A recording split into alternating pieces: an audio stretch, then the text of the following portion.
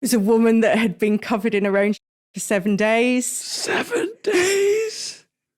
That was very unpleasant. Oh my God, can you describe that smell? No.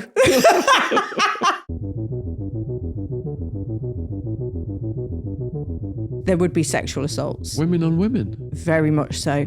Very common. They were urinating on the younger girls. We had a number of sort of really bad bullies. One weekend, we had 90 incidents of self-harm or suicide. 90? 90. 90? 90. They would put porn on in the staff room, and it was all men, and they'd put porn on. And even knowing you were there? Yeah. One officer got caught with a load of like really serious like S&M pornography and bestiality stuff in his locker at work. But it was S&M as sadomasochism. What, horses with gimp hoods on? I didn't get to. I wasn't prepared to view that. Hell. There was quite a lot of women in there, Munchausen by proxy, that had killed their kids. There is a cruelty that women have that I think is is quite unique. It's quite, it's quite disturbing. As a mother now, it just goes against nature. I think they had about 5 children, and they had seriously sexually abused them, raped them. Their own kids? Tied them up, videoed them. No. Yep. She used to have an open wound in her stomach, and it was a constant open festering wound. It was a hole that she maintained. So it was in her stomach, and she used to insert things into it. So she used to insert, say, cutlery into it, or drawing pins, or, anything that she could get hold of, and she'd shove it into this wound.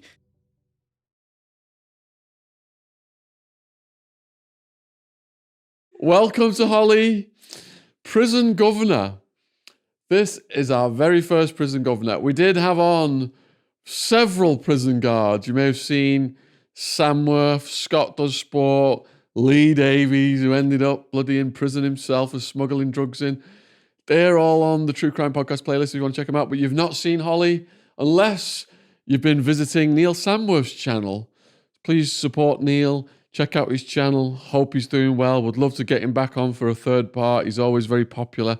But that is how I discovered Holly, was through Neil's channel. Yeah. We've been trying to get you on for a while, haven't Yeah. you? But the schedules haven't been right. So huge thanks for coming in today. Thank you for having me. Did you, as a kid, think, when I grow up, I want to be a prison governor? Absolutely not. No. I used to want to be a marine biologist, weirdly. Marine biologist. Yeah, I was a bit like obsessed with sharks and things. Yeah. But it's sort of, the changing point was the film Silence of the Lambs. That was it. That's all I wanted to do. Tell me, Mom, your little girl's on the slab. Yeah. Obsessed with the film. I've watched it hundreds of times, and I watched that and I was really interested in psychology, but really sad and embarrassing. But I wanted to be in the FBI. I looked at going to university in America and stuff like that. And then I sort of lowered my expectations slightly, did a degree in psychology, and then thought I need a job because I was going to go into psychology. But then, people at Rampton were getting, psychologists at Rampton, Ashworth, are being paid £10,000. Oh, no. I was like, no, prison officer, loads more money. So, yeah, it just sort of started. I went in as a prison officer, kind of thinking maybe I can move into the psychology side, but really enjoyed it. So how old were you when you applied? I was 21. And how easy was it to get in? And did you have to do like a training and all that stuff? Yeah, so I did all my assessments. I mean, to be fair, it was pretty easy to get in those days. You didn't have to do fitness tests. You didn't have to do, anything like that. I don't even think I had to do a written test. I think it was all sort of role play and that was it really, your suitability to sort of manage people and incidents. So it was dead easy to get in. And then I went away and did, I think it was about 2.5, 3 months of training, 12 weeks of training. And then boom, you were thrown in. I mean, I was fresh out of university. I mean, I had some life experience in terms of I used to go raving, I was, I wasn't an angel, but nothing prepares you at 21 years old. And did they send you to a lightweight prison at first? So they sent me to Style first. That was what they call your home prison. So where is Style? Are you going to say it's Style? It's in Style, yeah. It's near Wilmslow in Cheshire. Okay, which is quite a posh area, isn't it? Very Wilmslow. posh area, yeah. Style particularly, quite a lot of celebrities and stuff live there. But it's sort of set back from the main road. So people know it's there, but it's not an imposing sort of jail, would you say. So I joined Style. I think I was there for about 2 months, and they went, we've got a real staff shortage in London. Who wants to go?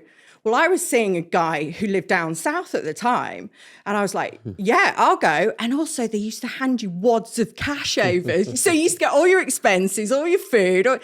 You used to stay in a hotel, work lots of hours, then have lots of time off, get paid lots of money. So I was like, yeah, I'll go down to London.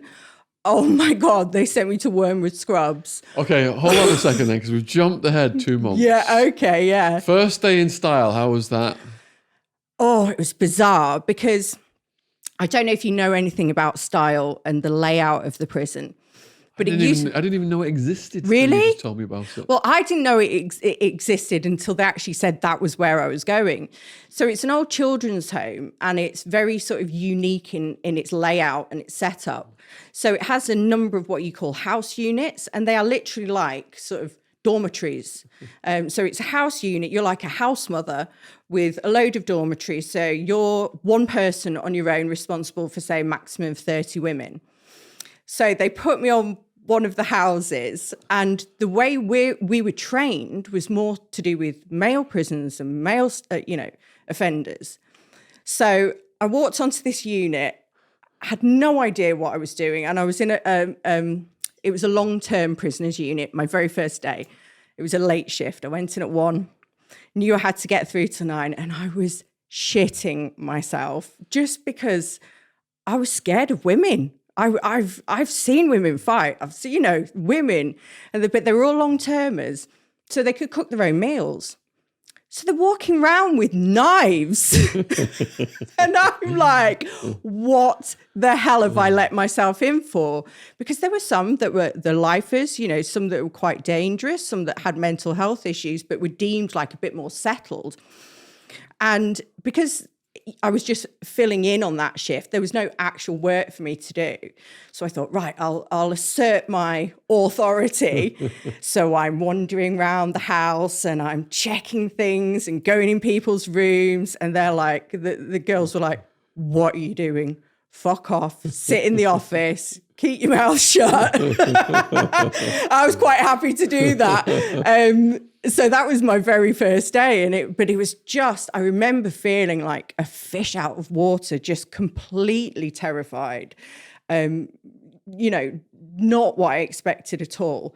The wandering around, roaming free. You couldn't see any other staff. It was... so baptism by fire. This is the opposite of America, because the higher up you go in security in America, the least sunlight you see, the least you get out your cell, the least privilege you have.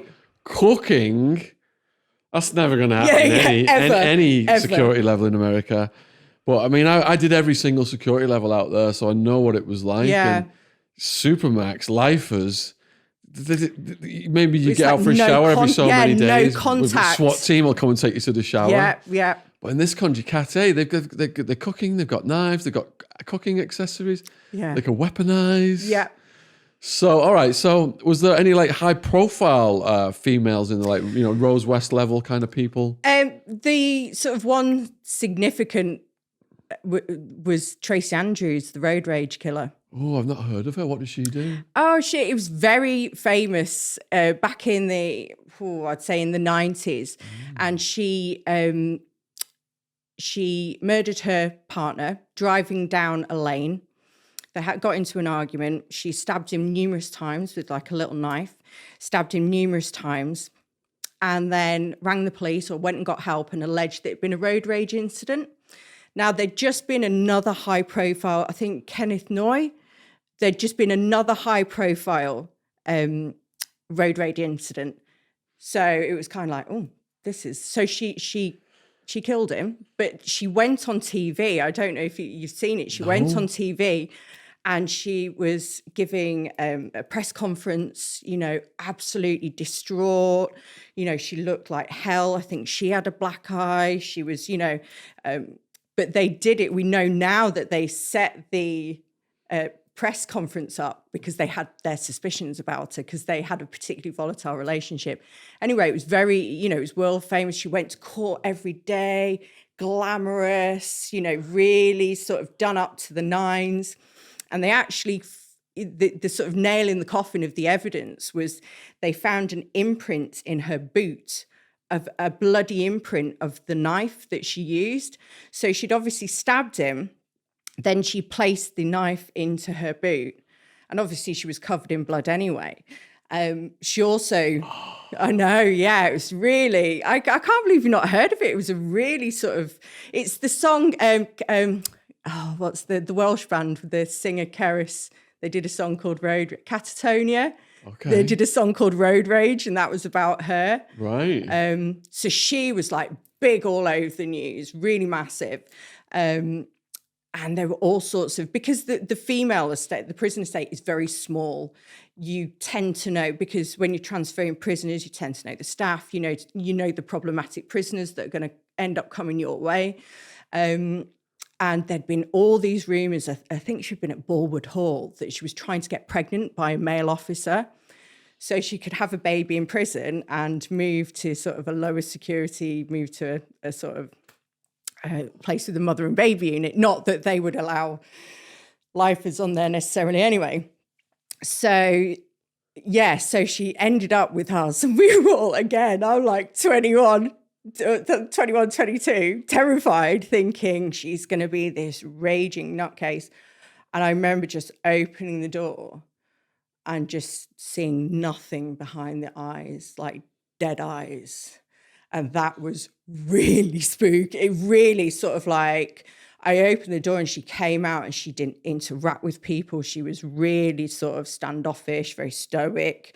But you knew all this, because it'd been so heavily in the press, we knew all this backstory. So we were like fascinated, but she wouldn't engage with us. She wouldn't speak to staff. She didn't really speak to other prisoners because she'd been placed on a remand wing, essentially. So on remand is when you're waiting to go to court. So a life sentence prisoner doesn't really want to be mixing with people that are in and out. But yeah, so that was the thing she was trying to. Now, whether she actually did have an affair with a works officer, I can't actually remember, but there were a lot of concerns about her behaviour with male staff. I've got a question on this then. I'm familiar that prisoners play the system at every possible opportunity. Yes. I've never heard of this playing of the system before.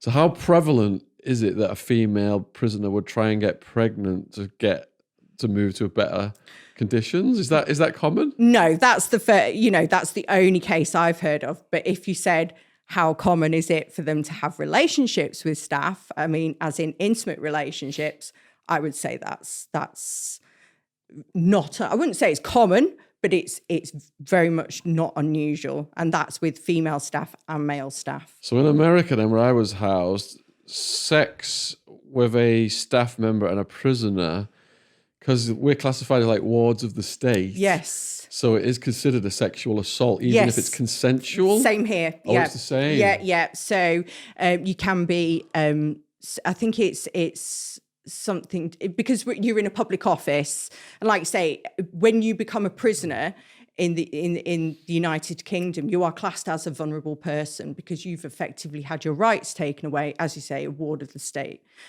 So yeah, it's classed as and I mean, it's corruption at the end of the day. So there are, it tends to be more women staff that get sentenced for relationships with men. It's quite unusual for males to be sort of out there in the public public forum. Yeah, because from what I saw, if they get caught or if there's rumours swirling, they'll move them. They'll move one to one prison, another prison, Yeah. and they'll move the other person to another prison. Yeah, because it's really and there were always rumours at Style, always. And you have to take it with a pinch of salt, because as you said, there's some very manipulative, very devious, cunning people out there. But in the prison system, we submit what's called security information reports. And, you might get a member of staff who has loads of rumours about them. So all this information submitted saying he's having an affair with X, Y, and Z. But it's because he won't bring the drugs in. Because it's just words, it's just rumours. Yeah. So it's very difficult to catch people at it, so to speak, but it generally comes along with some other form of bringing in contraband or stuff like that. But we had some really, one officer got caught with a load of really serious S&M pornography and bestiality stuff in his locker at work. Bringing that in for somebody, or bringing it in for himself, but we suspected that whether he resigned, because that's what happens, you get given the opportunity to resign. So a lot of people resign before they're investigated, and then there isn't enough information to go to the police. So, yeah, he was found with really serious, How did he get caught? Because there was rumours. So that was enough. The rumours were enough for security to say, we're going to search your locker.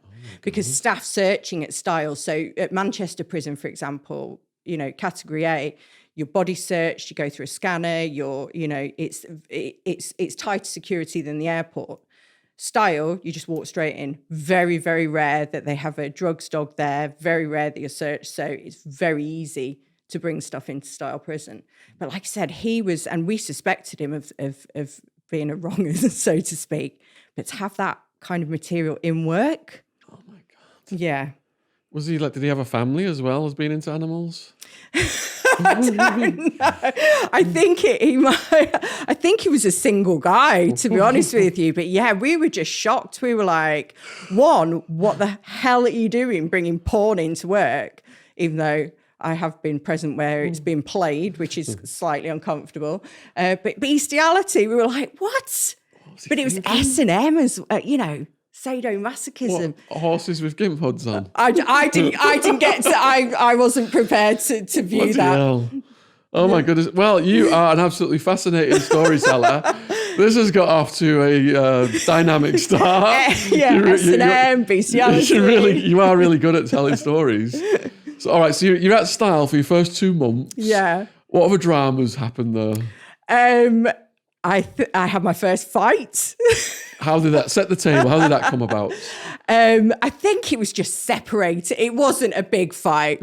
I think it was literally just separating a couple of women, and staff came to sort of help me. So just to give you a bit of background, we all worked on the houses. We were a brand new big bunch of staff that were recruited all to work on the houses. And there was a remand wing being built, and we were recruited to work on the remand wing. But until that was fully built, we were placed on the houses. And to be fair, the violence on the houses at the time was very low-key. It wasn't really in your face. It wasn't like massive dust-ups like you get in a male prison. So my first fight was literally just getting in between two people and going, where are my colleagues? Where are my colleagues? But yeah, Did they back off when you got in between them? Yeah. They didn't swing at you? No, that came later on. That came later on. But also the sort of availability, there's a really strong correlation between sort of violence and drug use in prison. There was drug use, but it wasn't to the extent that it was later on when the wing opened, because people were coming in and out of court quite often with drugs inside them. So that's when sort of things started to ramp up. Have you got a book out with all this?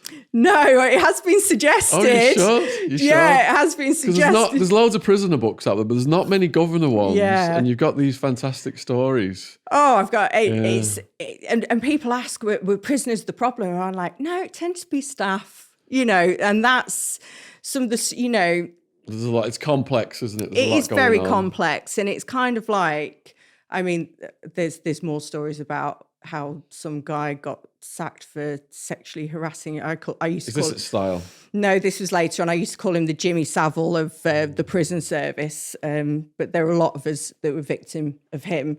And this is sort of like, I've talked previously about moral authority. That's what we have to have. You know, if you're going around sexually assaulting people, you know, it's frightening. Yeah. At least with prisoners, they are what they are, particularly women. You see that it's heart on their sleeve, the behaviours out there, you know, when they're sad, you know, when they're happy, you know, they're really sort of, you know, in your face. So they're pretty easy to read. Whereas staff, you assume, are sort of well-behaved and very moral and, you know, towing the line.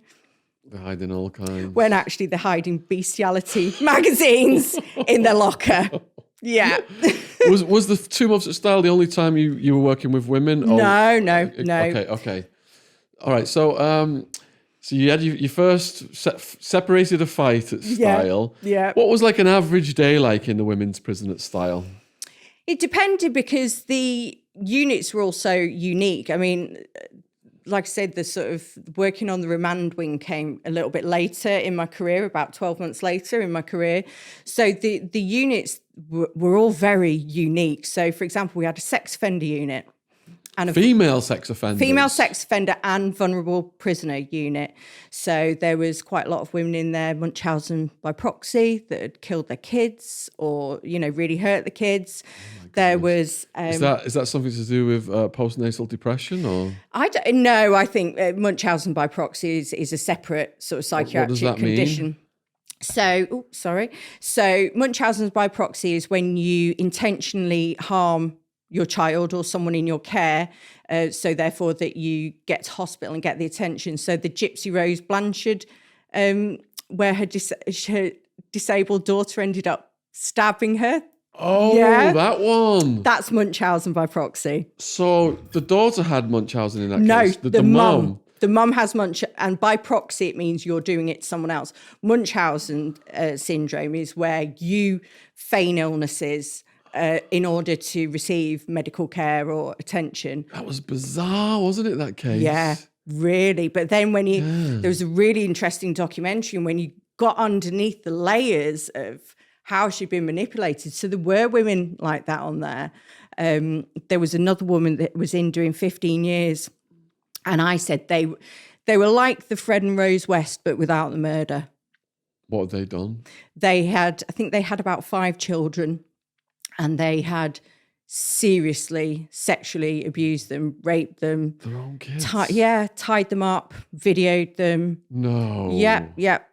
It was... For what purpose? What motive? Well, there's sort of been a shift in thinking these days. So it used to be that they said, oh, the woman's completely coerced under the power of her husband. He's the deviant. He's made her do all this. But there's a lot more evidence sort of coming out, sort of psychological research to suggest that these women, because it's so alien to people to think that a woman can have sexual thoughts towards towards any child, let alone her own children. But she very, very much passed it off. It was all her husband. It was all him, but she was still corresponding with him. So if she was that, you know, she was doing 15 years, I think, and she had an opportunity to break off this relationship with this guy, this man that she'd been married to, this monster, but she chose not to. That boggles my mind. I mean, we interviewed a woman, Kareen Hutsubout. She's like an FBI-trained profiler of predators in particular, child killers and stuff my like ideal that. Job. Oh, you would love out the videos we did with this. Very harrowing, though. But she said the females that she came across were worse than the men in terms of doing things to kids. Yeah. Which I found horrifying.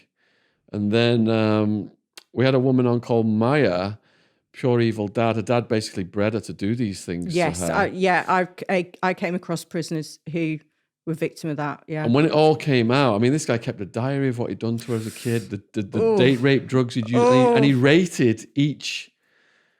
Yeah, well, wow. When it all came out, she thought her mother was going to say, "Oh, I'm so sorry. This is so shocking. I can't believe he did this." The mother said to her, I'm pissed off because he loved you more than he loved me. And the mom, when he got out of prison, he went right back to the mum and they're still together. That just, as awful as it sounds, and as sort of like grotesque to a inverted commas normal person, that is, and I think as well for mothers, it's very difficult to admit because it goes to your core if you've been unable to protect your child. So it's actually easier to believe that it didn't happen. But yeah, again, I worked with females that had been, pimped into paedophile rings by the dads, were forced to perform sex acts with the brother, sex acts with animals. And you think, and, these women are problematic. Their behavior is like off the scale.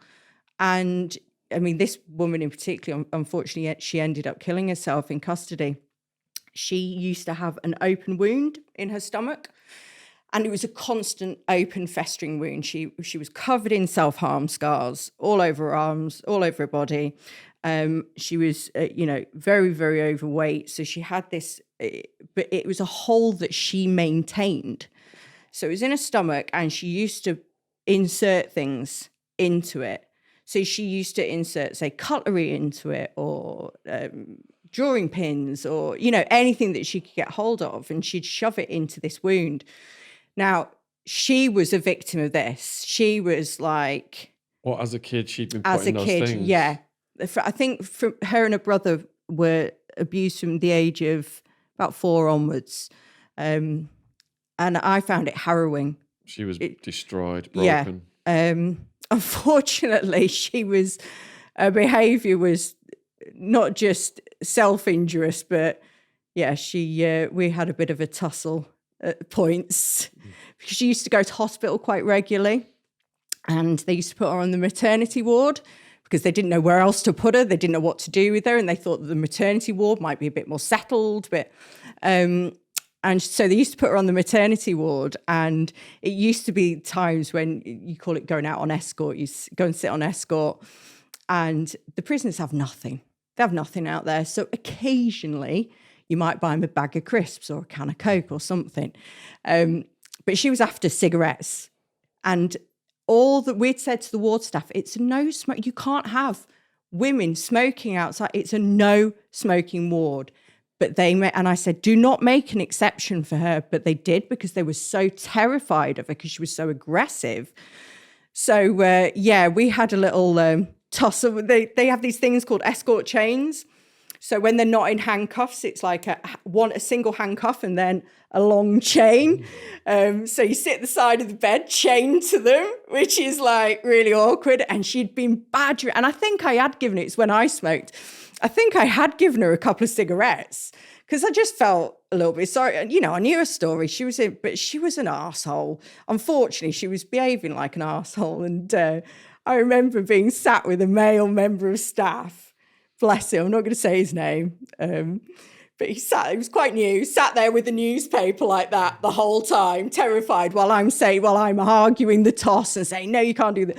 And in the end, it started a tug of war with the chain over the bed. And she's like 3 times the size of me. And we're like there wrestling. She's trying to pull me in so she can get my cigarettes. And I'm like, are you going to help me? Are you going to help me? And he's like, pretended he didn't know what was going on.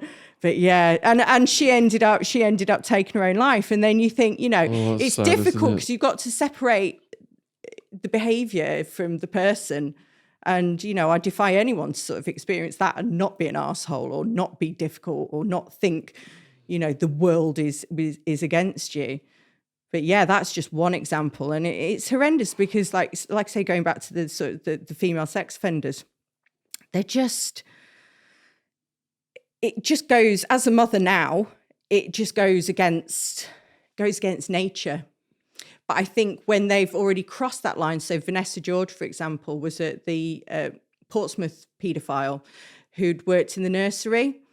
And her boyfriend and a third woman she was the one abusing the children in the nursery and circulating the photos within this WhatsApp sex, paedophile sex group.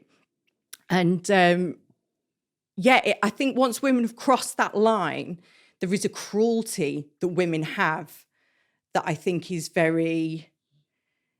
is quite unique. It's quite, it's quite disturbing. I mean, obviously we have male psychopaths and, serial killers and the like, but there is something in my mind that is just distinctly wrong when a woman crosses that boundary. And I found them very difficult to work with. Not because they were offences, because of the way they presented, which was all very quiet, compliant. I've done nothing wrong. I'm a victim. I'm going to take no responsibility for my behaviour. Poor me. I'm ill. I feel depressed. And I struggled. And I always like to work from a place of empathy. And I really struggled with empathy for them. Oh my God, you've blown my mind even more. I'm so much of prophecy. The minute you went to the level of a wound that was being maintained, my brain just did something. I've seen X-rays of women that have inserted, like, we have plastic cutlery in jails, X-rays up on the wall of like knives and forks in their arms, like actually under the skin in their arms, or swallowing batteries. That was a really popular thing to do, swallow batteries or swallow razor blades. And you're like, babe, it's got to come out some ways. Oh my God. Yeah. Just as an aside then, because we've interviewed so many people on this channel, and when I was incarcerated for drugs in America, I lived with people that were like injecting heroin all day. Yeah. Most of them were injecting heroin all day for 6 years. And before that, I thought heroin users, lock them up, throw away the key. Yeah. But hearing nearly all of them were, I'm trying to phrase this carefully for YouTube, nearly all of them were victims of people who were attracted to children when they were children. Right. And the abuse they'd suffered then had traumatized them so much. They never had any tools to deal with it. Mm-hmm. So heroin is such a strong drug, it put them out of it. Yeah. Then they get addicted. And if it's a man, robberies, car theft, burglaries, drug dealing. If it's a woman, sex work, Yeah. shoplifting, pickpocketing, that kind of thing. Yeah. And from interviewing so many people, I see this over and over and over again. So it seems to me that a primary root cause of crime is childhood trauma, and in particular abuse. Yeah. Abuse of the nature you just described. I 100% would agree with that. And whether it doesn't have to, it can be any form of abuse. And whether obviously it's particularly high within the female estate, but it's also very high in the male estate as well. It could be physical abuse, getting a crack from your parents too much or whatever. But they say that trauma is the gateway to addiction. And I completely, and you've got to look at the sort of socio-economic sort of background that these people are coming from, potentially third generation prisoners, drug dealer dad, maybe sex worker mum, mum might be addicted to drugs. So you're literally perpetuating the cycle.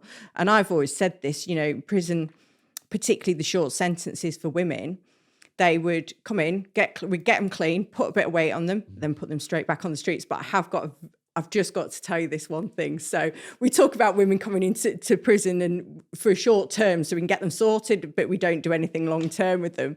So there was a woman, this is one of my favourites, I'll never forget it. There was a woman, she was a lovable rogue. She really was a lovable rogue. And she was a heroin addict and she was a working girl.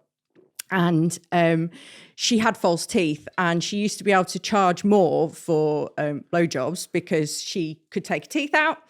So she left her teeth in a punter's car down at the docks in Liverpool and got arrested so that she could, because the teeth were already moulded and done at style. So she knew she'd just come straight back in, and because obviously it's an immediate healthcare issue.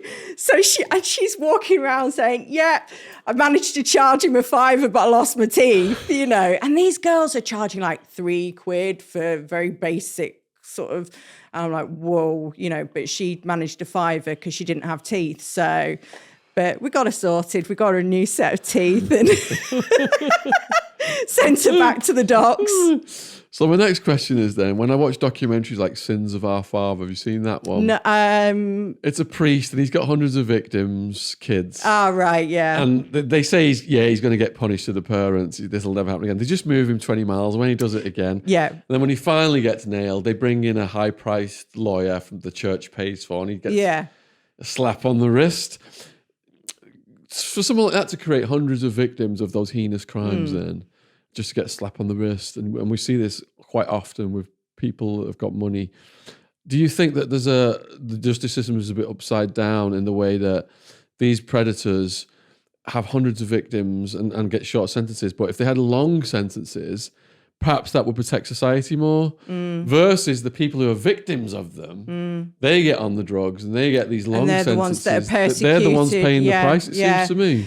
It's... So I've worked with sex offenders all my career, and I have, my thought is that if you are that way inclined, you are that way inclined, and nothing is going to stop it. And if you've got one victim, you've got two victims, you've got three. These people are habitual offenders. I'm a victim myself, and I've never reported it because I thought it's my word against his from a long time ago. But he's still working with young girls. So I've tried to report it and got nowhere, gone through charities, gone through police. And it's hard because that, along with, a few other bits and bobs, has stained my whole life. And yes, I've had a career, but I've used drugs. I've used alcohol. I started using drugs at a very young age, alcohol, addiction to painkillers. And like you say, you're just perpetuating. I'm fortunate that I had a job and had something to focus on. I remember having a conversation with a guy at Liverpool prison who was doing a long time for sentences, a long sentence against young boys. We're talking 11 and under. And he said to me, and I'm getting a bit not upset, but it chokes you up. And he said, "I'm going to assume, miss, that you're attracted to men." And I said, "Yes, I am." He said, "Imagine me saying to you, for the rest of your life now, you must never speak to a man, see a man, fantasize about a man." And he knew he was deviant. He knew that was, and we used to have something called SOTP, which was the Sex Offender Treatment Program. All that did was try and give offenders the tools to avoid situations, triggering situations. You will never get to the root. It's like psychopathy or a personality disorder. It's ingrained in your being. And when I hear of some of the sentences, and it makes me sick when I hear of some of the sentences, because in my opinion, some of the higher level assaults, I don't know what can be said and what can't, some of the higher level assaults will ruin a person's life. Like you said, lead to drugs, and they might get 4 years, 5 years. That woman I mentioned, and if anyone's watching and they want to watch the podcast, it's called Pure Evil Dad, the one who kept the diary and everything and rated it. So they had all that evidence in court, right? The diary and everything. The cop, when he found the diary and opened the box and started reading it, threw up right away. So they had all that evidence in court. The judge said, "You're the most evil man to ever step in my courtroom, but I can only give you so many years."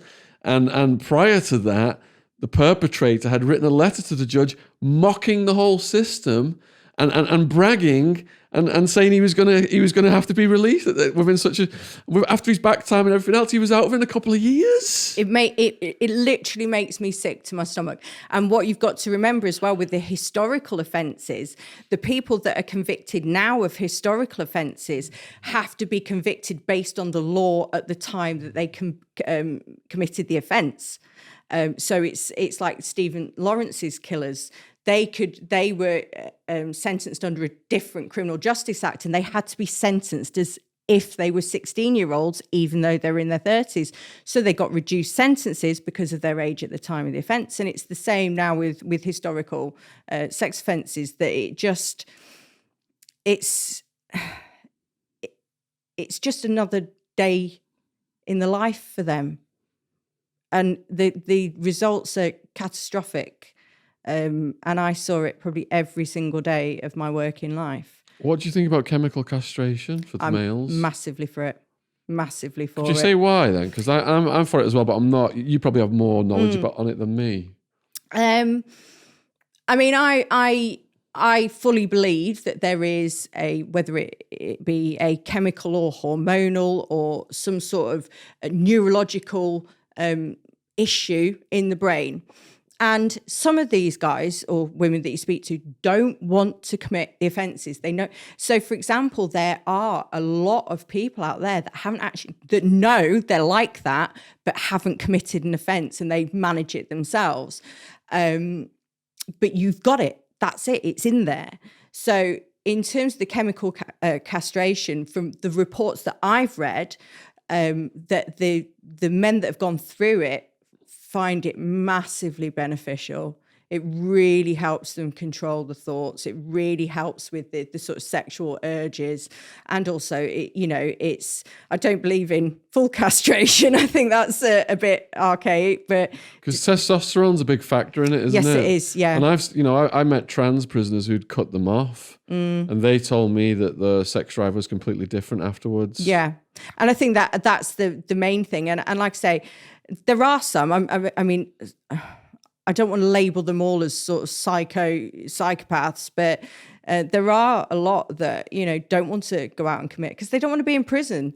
It's not maybe nothing to do with the victim, but they just don't want to be in prison. And I just think, but then you go into the argument of, do you do enforced chemical castration?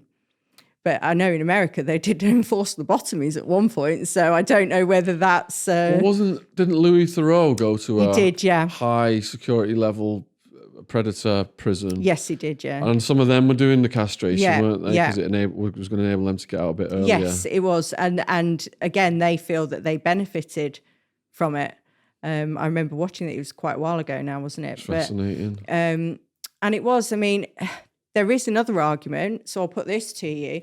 There's a leading female researcher who looks at how society treats these people.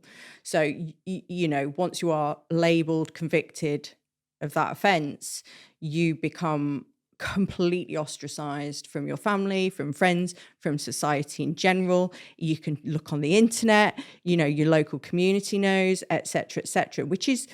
And she's very much arguing for what they have done is heinous. However, if we push them out into the extremities of society where we can't watch them, where we can't monitor them, where we can't support them, give them, some friendship. I mean, there are some that are going to argue that they don't deserve any of that. However, that she argues strongly for including these people into and almost like a sort of big brothery type thing, sort of like you're in our community, we're watching you. However, we're not going to ostracize you. There's a really strong link between sex offenders and people that are radicalized in prison. So because ostracized, no one speaks to them, no friends. Come with us, brother. We'll look after you. All your sins will be forgiven. Be part of our group, because everyone we're tribesmen. Everyone wants to belong to a tribe, don't they? In Florida, for example, they have whole housing estates, don't they? Of offenders. Yeah, because Louis visited them. Yeah, as well, he did. Yeah, and you think, but yeah, you're creating a tribe, but you're creating people that are just going to feed each other's. Whatever. Well, I had Dr. Sarah Good on, and the video was called Inside the Minds of the P Word. And she actually was on a documentary. She took on a P who had the thoughts but didn't act on it. Yeah. And this P said on this documentary, if society is going to maintain the lynch mob attitude, you're never going to understand us.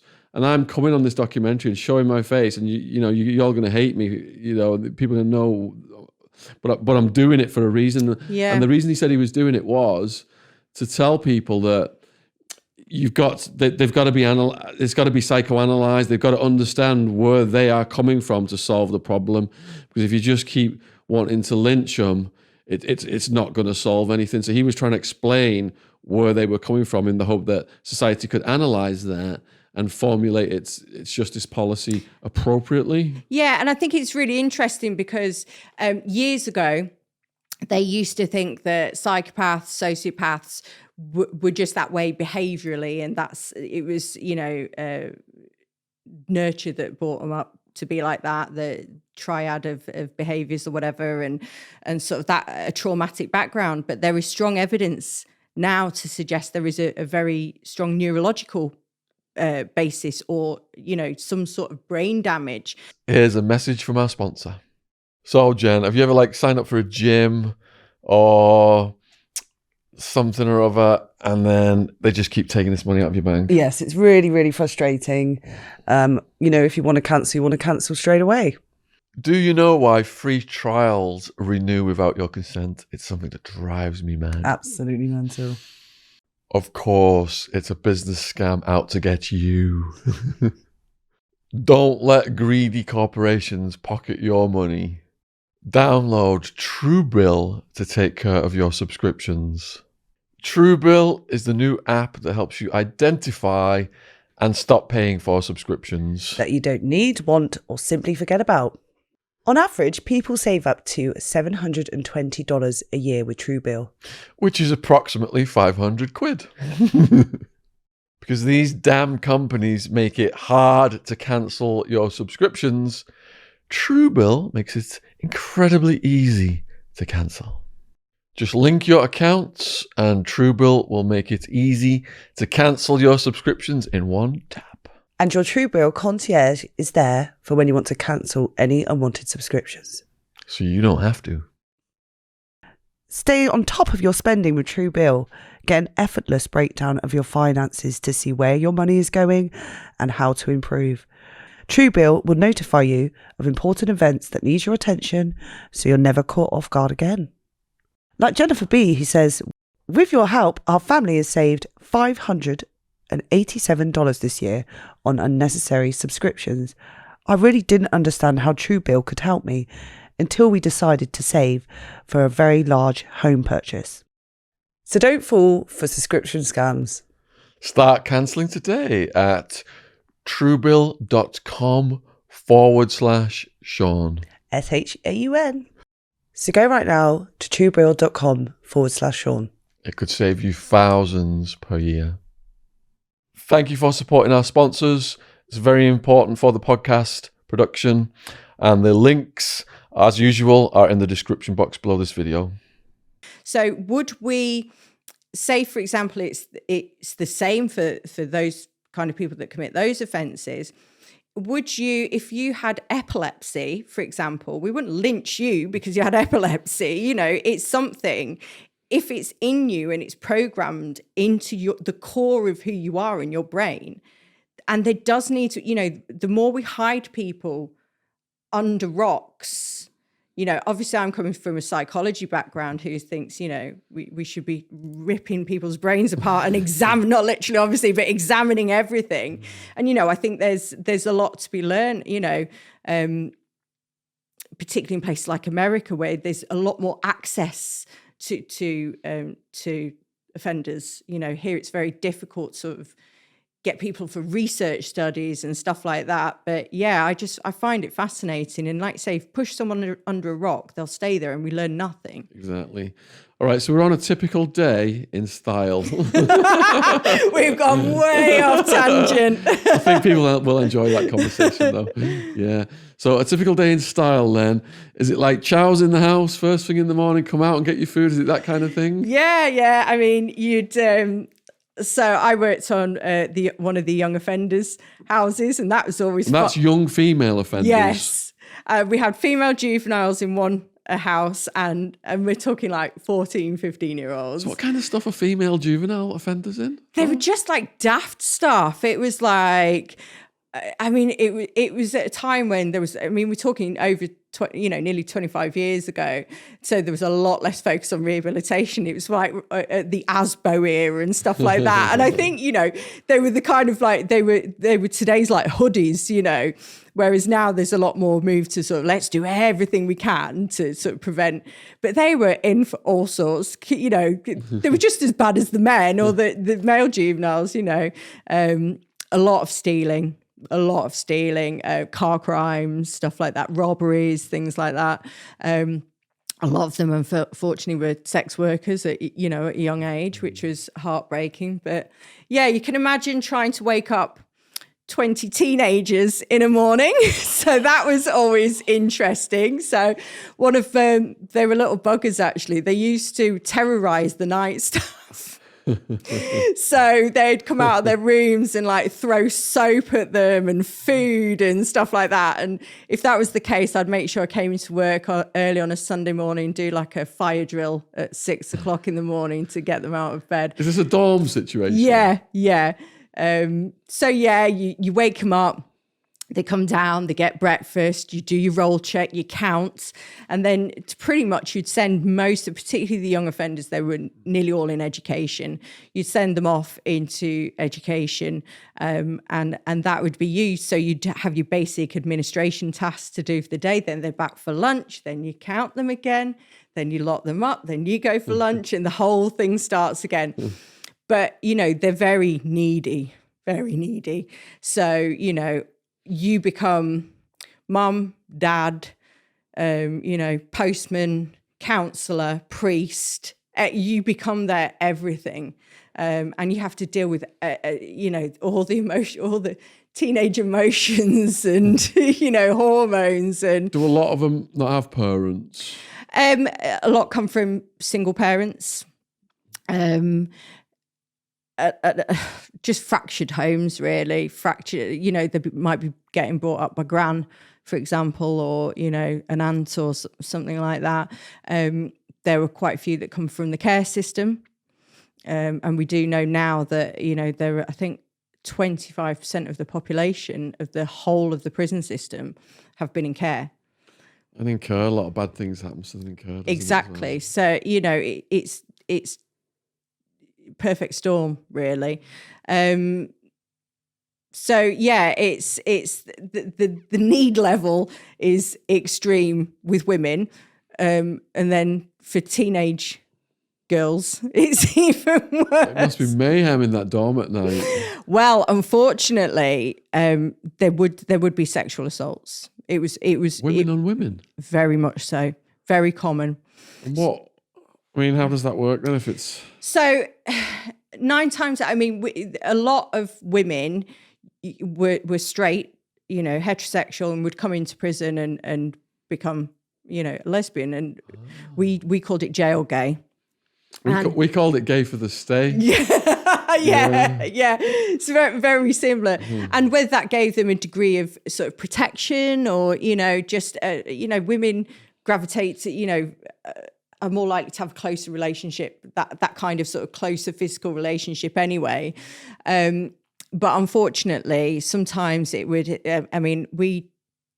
me and another member of staff, we managed to get some convictions actually because they were urinating on the younger girls. We had a number of sort of really bad bullies, but again, tragic lives, backgrounds. But if you're a nobody outside and you have a shit life, you come into prison and you can give yourself some status and some power and some control back, so there was quite often we knew when someone had drugs on them, and we called it decrutching, where they physically go in, pin the girl down, and physically, the men's as well. Yeah, and it was quite often that implements would be used: spoons, forks, ends of mop handles, things like that, and obviously that can cause a significant amount of damage. Was that always to try and get drugs, or was that part of an assault on sometimes? It was mainly to do with drugs, but there were other, there was one girl who was particularly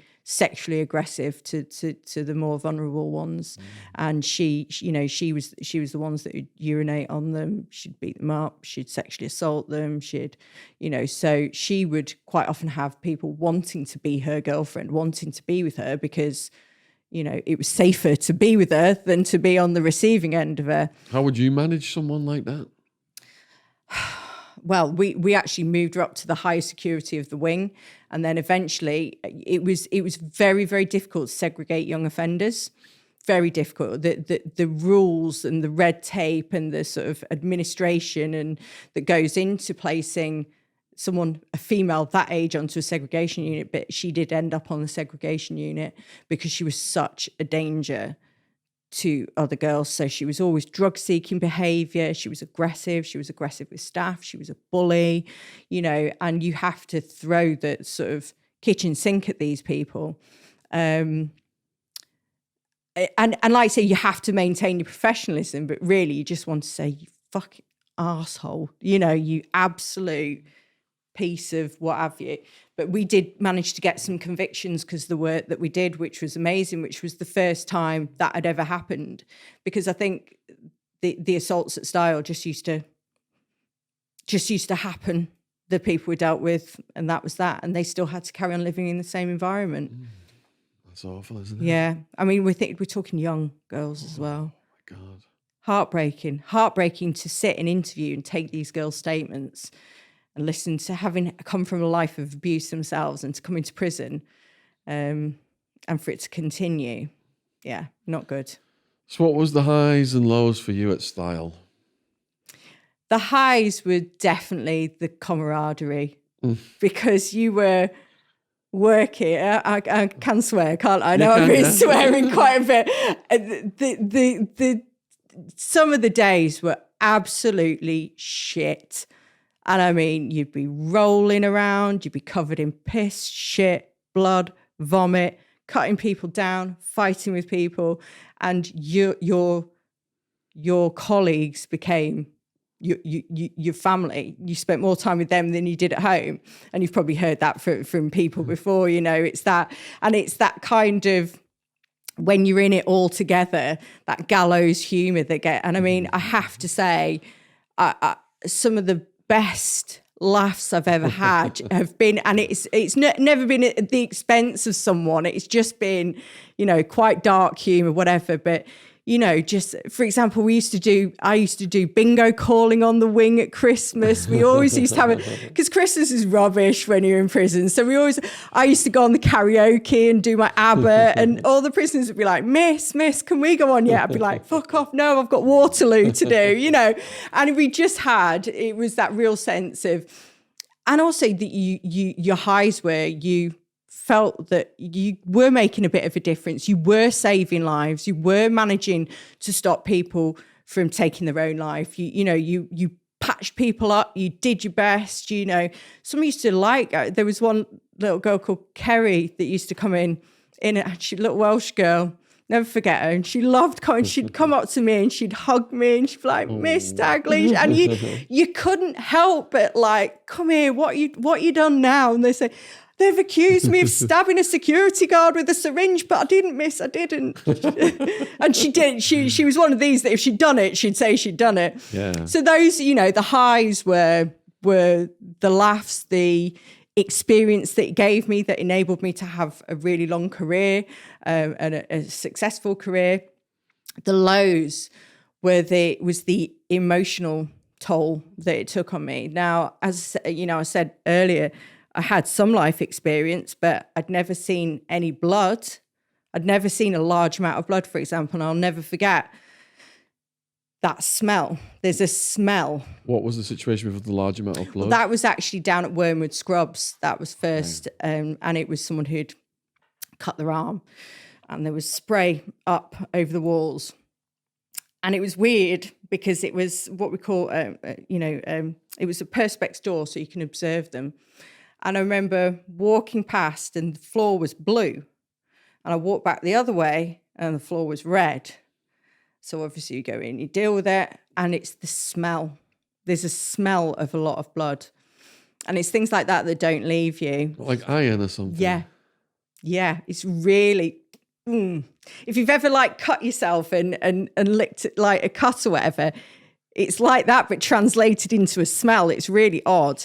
So yeah, it's a lot of the to be honest with the lows didn't involve necessarily prisoners. As traumatic as it was to, cut someone down after they've pissed and shit on you, or, you'd had the shit kicked out of you, which I did a few times, it was stuff that happened with staff. I mean, the bullying, the misogyny, the assaults from male, having been on the receiving end of assaults from male staff, but you didn't report it.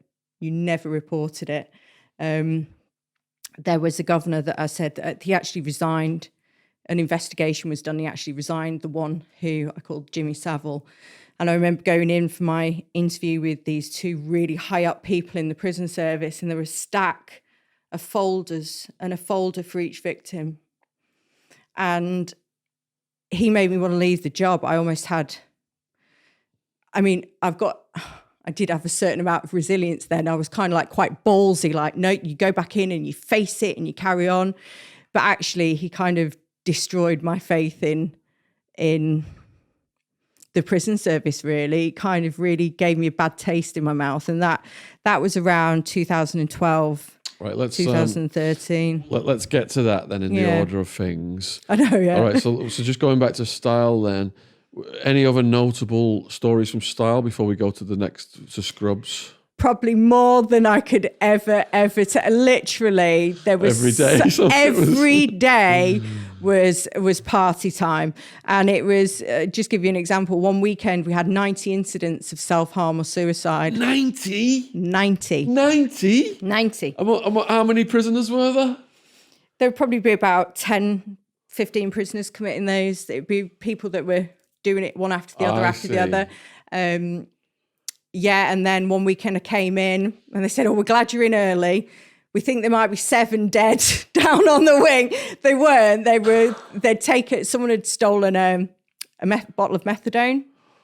One girl died, unfortunately. Yeah, they stole because they reached through the bars where they were doing the methadone, reached through the bars, nicked it, and it was like a big bottle, of methadone. And a lot of these are using methadone on top of the street drugs that they're using in the prison. Yeah, and there was like a stream of ambulances, and we thought we were going to lose all the ones that had taken it. We just lost the one girl. But yeah, I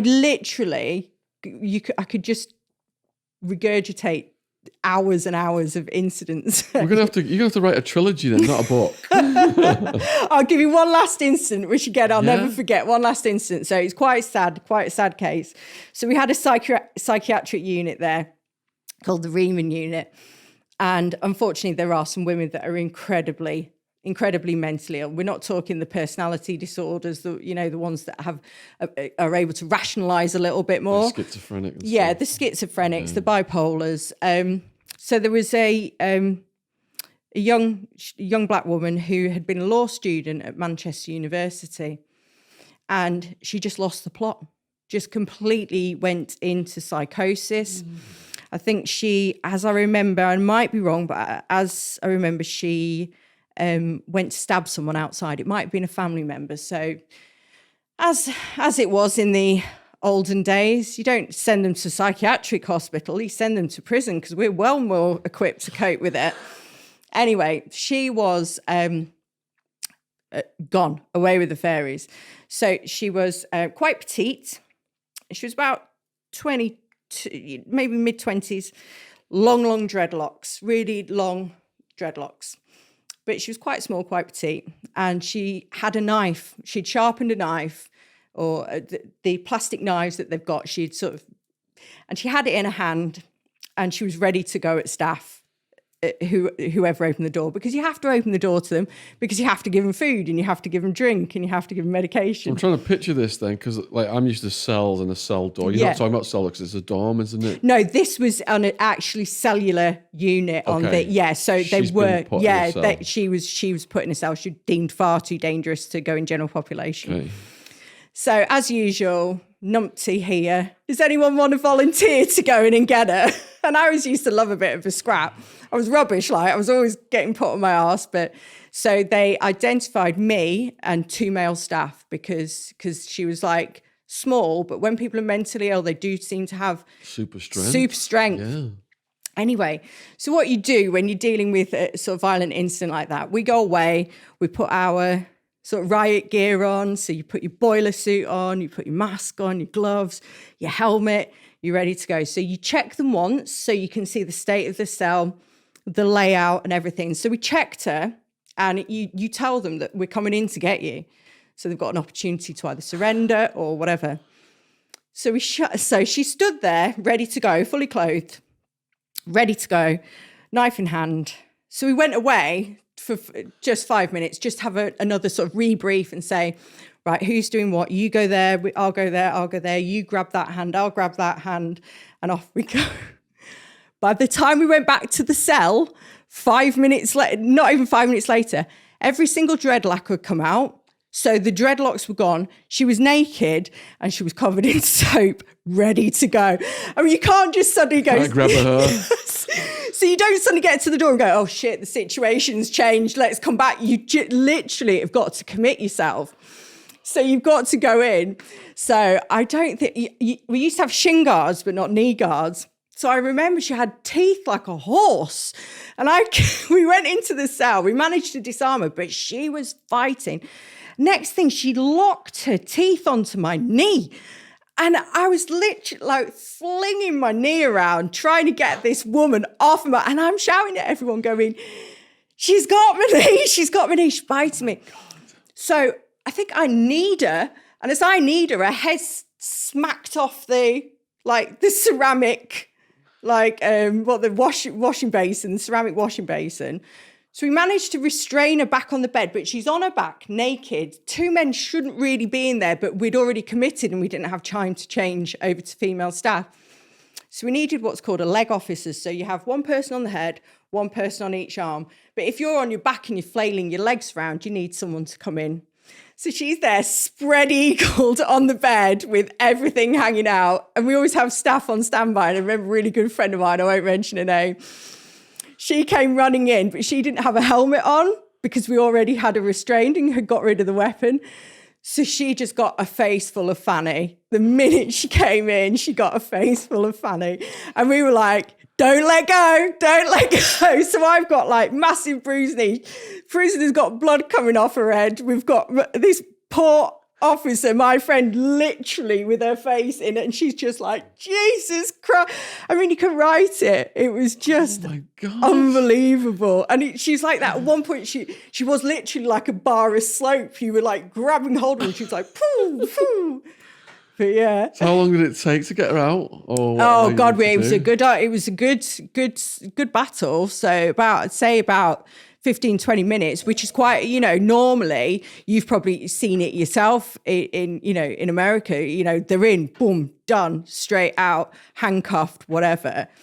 We didn't have handcuffs, so we just had to hold her. So what would they do to her next then to calm her down? Would you have to have an injection or something? No, so at that time, because even though they were on a psychiatric unit, they weren't deemed a psychiatric patient. So we had no power whatsoever. We can give it to them now. There's something called rapid tranq, which is literally hold them down, give them an injection, everything goes. We did sometimes give them diazepam anally if they were having, like, say, a bit of drug psychosis or something.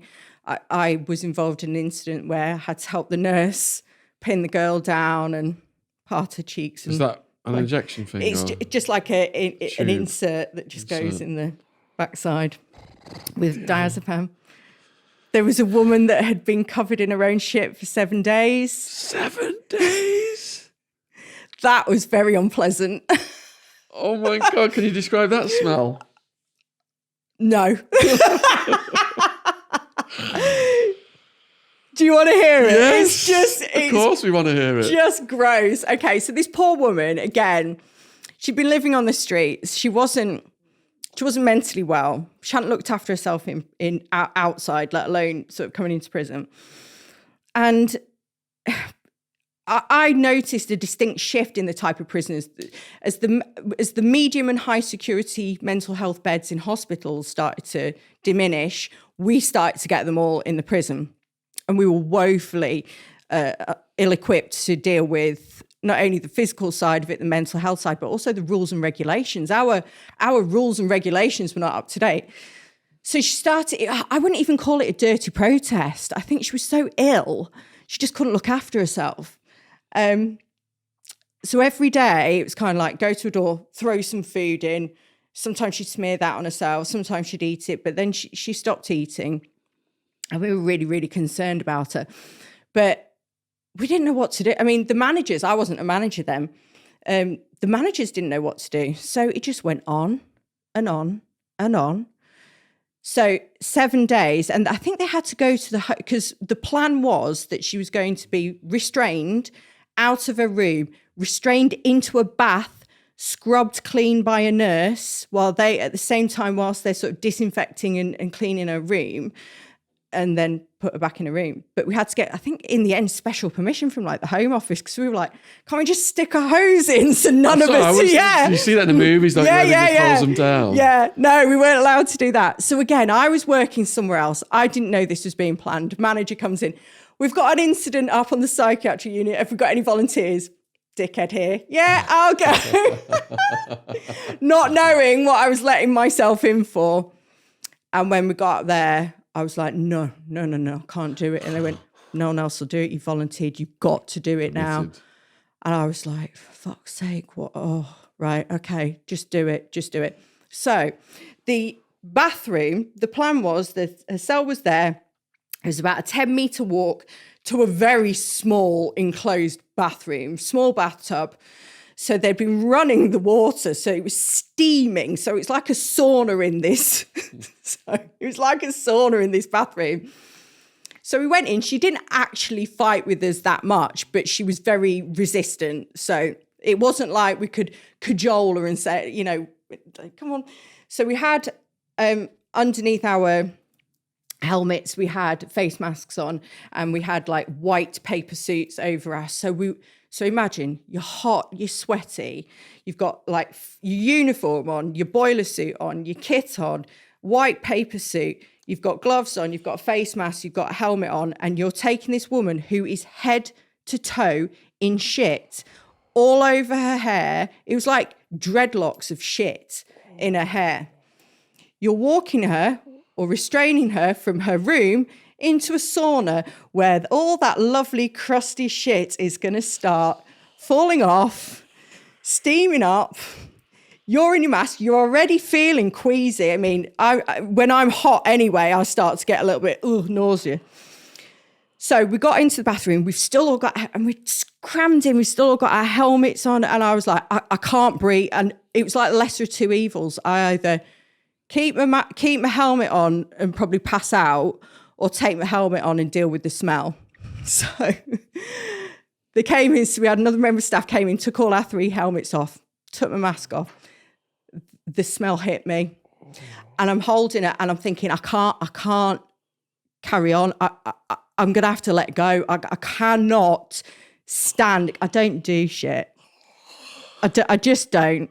I don't do bodily fluids in general, but I certainly can't do 7-day-old shit.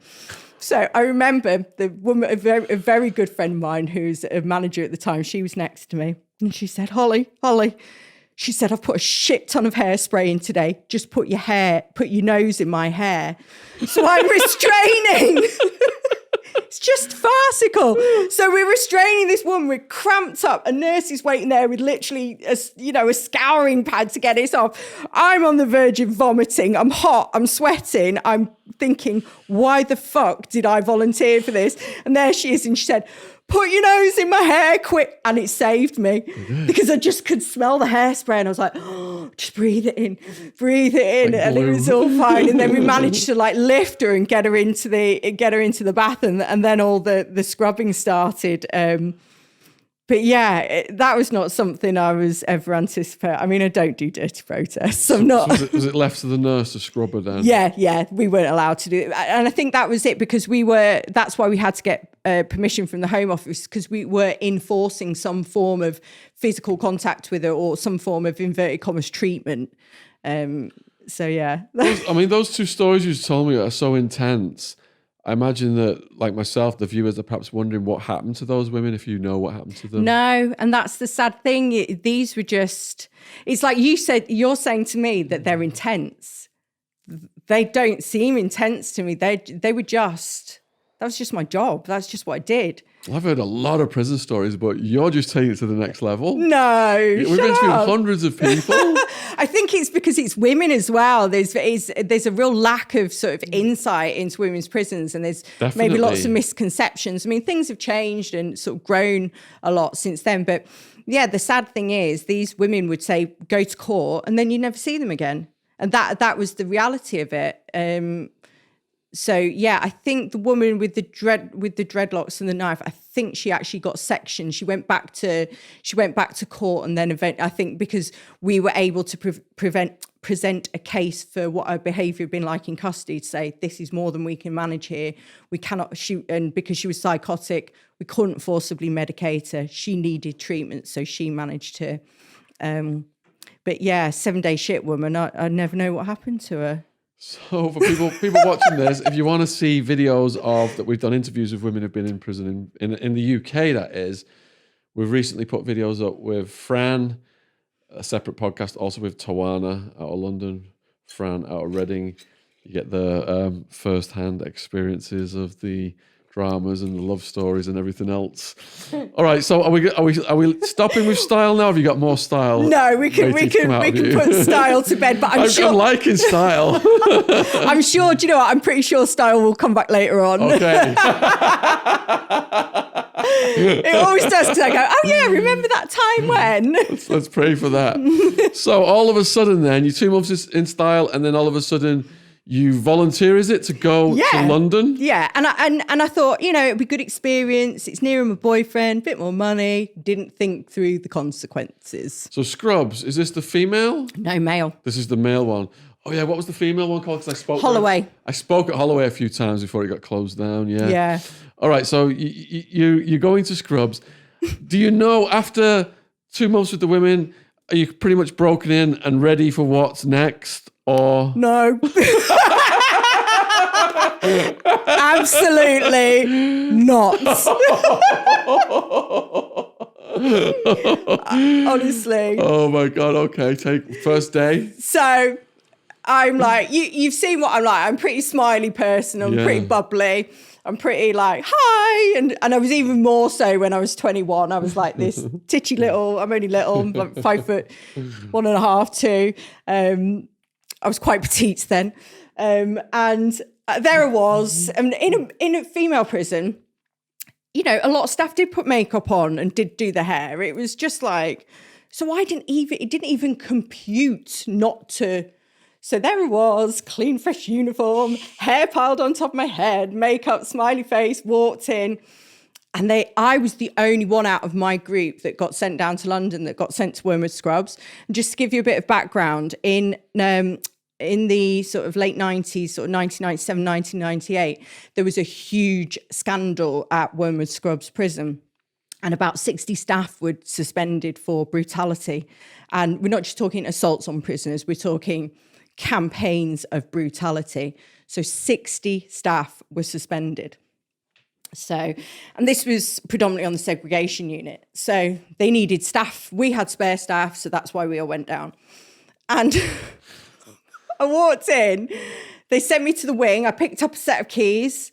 They sent me to a wing, and the principal officer came out and he went, "What are you doing here?"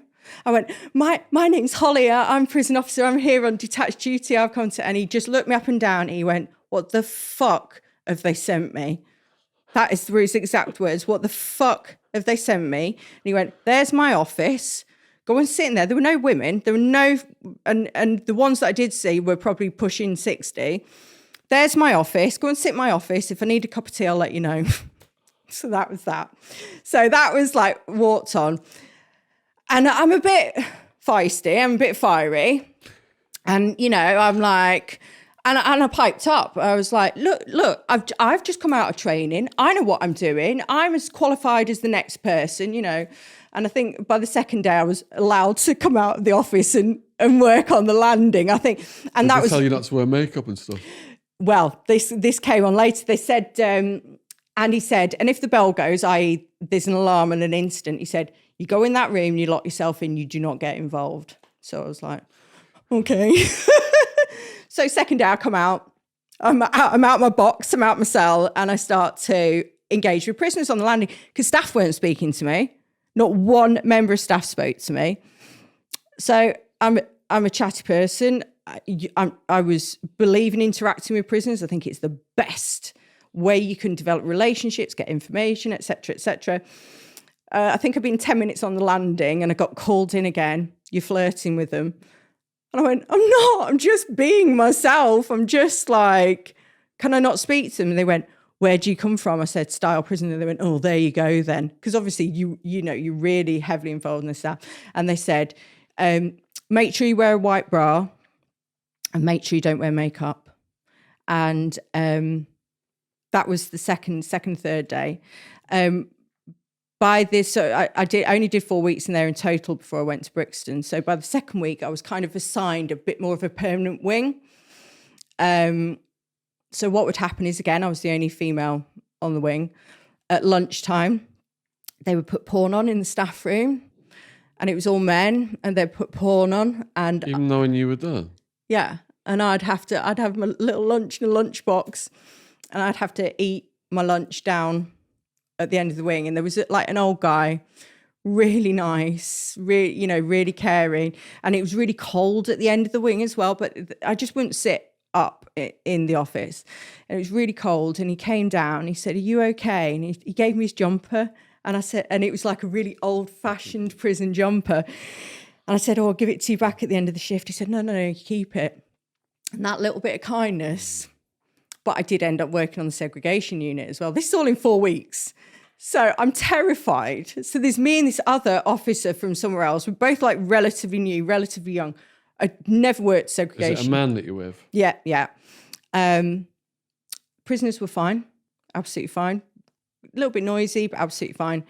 There was a stream of male staff that kept coming down. And one finally admitted it, and he went, we were told there was some new totty on the seg that we had to come down and see.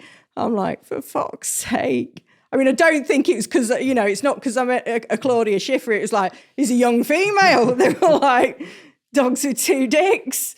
So yeah, that was sort of Wormwood Scrubs. And I remember, because I was there on my own, and because about 20 of us had all come down to London, everyone else got to go to Brixton, and I got sent to Wormwood Scrubs on my own. And eventually I said, can you send me to Brixton? Because I really wasn't comfortable. So yeah, I only did 4 weeks at Wormwood Scrubs, and then I went straight to Brixton. Was the alarm button pressed at any time by anybody in there? No, not at Wormwood Scrubs. But I tell you what they did do as well. So it was when you had to go out on exercise. So now they don't send staff onto the exercise yards because you're in a really vulnerable position. So you observe from like a standing point. But it was at a time, you know, when they had to all walk around in a circle. These are like going back to sort of porridge days. Midnight Express. Yeah. Oh, God, no, it's a traumatising film. And it was when staff would walk around in twos as well. And no one would walk with me. No one would walk. And it's like cringy, isn't it? It's like embarrassing. So it was full of yardies at the time. And so what did they do? Woman on her own, walking round the yard. And it's like, I can't tell them to fuck off and do one because I'm really vulnerable here. So they're like crowding around me and, you know, asking me really personal questions. And asking, they're saying, would they like, can they take me out when they get, I mean, they weren't really horrible, but it was very, very intimidating. I could see other staff looking at me and not one person came over. I mean, fortunately, like I say, I've got a bit of the banter and, I was able to, sort of fend it off a little bit, but I'm like, I'd always had quite a stereotypical judgment about, the Yardies, because I grew up down south. They were renowned for being, really quite violent and all the rest of it. And I was terrified. So yeah, I went to Brixton, which wasn't much better. So first day in Brixton. Oh, let me go back. Do you know what? I just remember an overwhelming sense of relief because a lot of my friends were there. So it was like really, it felt good. But there was a big drinking culture there. And the staff? Yeah. So Brixton had a club, so everyone would go out at lunchtime and get drunk. So I settled in for about a week. Nothing major happened. I think then that was my very first bell. So I remember going for my very first bell. And in a male prison, when the bell goes, it's like charge of the light brigade. The world and his wife attends that bell. It doesn't matter if you're 1/4 mile, 3 floors up, somewhere out, you go. So I swear to God. So you had to run past all the cells. So there's an exercise yard and you have to run from one unit to the other. The quickest way is across the exercise yard. So as you're running, all the cell doors are going bang, bang, bang, bang, and look at the tits on that. Get your tits out, miss. And you're like trying to run like older yourself. And you're like, shut up, fuck off. Because all you want to do is get there and do your job. But by the time you get there, you're fucked, you're sweaty, and all the men have got involved and sorted it out. But I was kind of like, right. They were very respectful to my face. But yeah, when they're behind doors and you're running around. So it was very... I had quite a traumatic time at Brixton. I was member of staff tried to force himself on me. I don't want you to relive it, but are you able to describe? Yeah. It doesn't. Yeah, it doesn't traumatize me to speak about it, but it was really. It just seemed so. I'm so gullible. I just believe in the goodness of people. I think we'd worked together a couple of times. Now people knew I had a boyfriend. He was a well-respected member of staff. He wasn't at that jail, but it was another jail. He was a well-respected member of staff. He was quite a scary member of staff. People knew not to mess with him. Anyway, I'd been working with this guy. I won't say his name, even though I remember it. And he was really sweet, really, there weren't many staff that were very, very friendly to me there. And we were working in the office together. I think we'd worked together a few times before and we'd had a bit of banter, but I was not flirting with him because I was in a relationship, and I know the difference between banter, flirting, and sort of giving people the come on. So we'd both locked up the wing. Both of us were scheduled to stay, but only one of us needed to. And we were in the office, and he said, "I'll let you go if you give me a kiss." I went, "No, you're okay. You're all right. I'd rather stay." And he got off the chair. He was like stopping me from leaving the room, and he got off the chair and he moved over and he tried to pin me down on the chair and basically like stick the lips on me and whatever else. And I managed to sort of get out from underneath him and run out of the room. The worst bit was the next day, and I hope none of my ex-colleagues are listening to this because I don't want to sort of hurt anyone's feelings, but the next day I walked into work and all the people that I'd come with from Style, we're all staying in the same hotel together. We were all working in different parts of the prison, and then we'd all get back together at, let's say, lunchtime. And this was after this guy the night before, and everyone's been really shitty with me and ignoring me. And I was like, "What's wrong, guys? What's?" And they said, "Oh, we've heard a rumor what you did in the office with him." And they said, "We know they knew my boyfriend." And they were like, thought they were sort of loyal to him. And they went, "How could you do that?" And I went, what have I done? Basically, he told everyone that he shagged me in the office. And that I was fair game. And I was terrified because I thought, what if this gets back to my boyfriend? What if other staff looking at me like I'm that kind of person? I mean, yeah, I wouldn't it was in a wing office that's surrounded by cells. I mean, not that I'd do it anyway, but... Were you able to clear that up then with your colleagues? Yeah, I did, yeah. And I just said, it's bullshit. And I think it's because I'd knocked him back that his ego had taken a little bit of a battering, shall we say. But nothing happened to him? No, didn't report it. Didn't report. I've been questioned about my sexual preferences in front of 300 prisoners by male staff. I've been thrown in cells by male staff and the doors have been locked. It was honestly, yeah.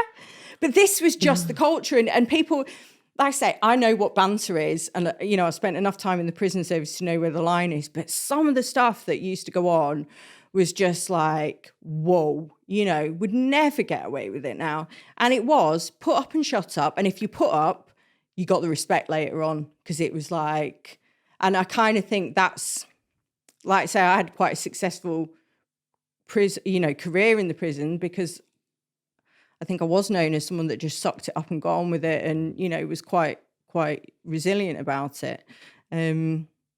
So I can recount these stories with not a lot of emotion now. That it's I don't look back on them and think, God, that was traumatizing.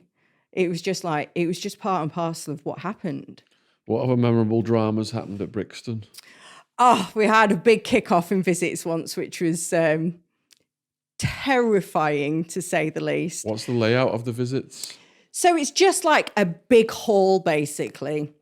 So, and then you have the desks are not fixed to the floor. Some prisons they are, but these and some prisons the chairs are fixed to the floor.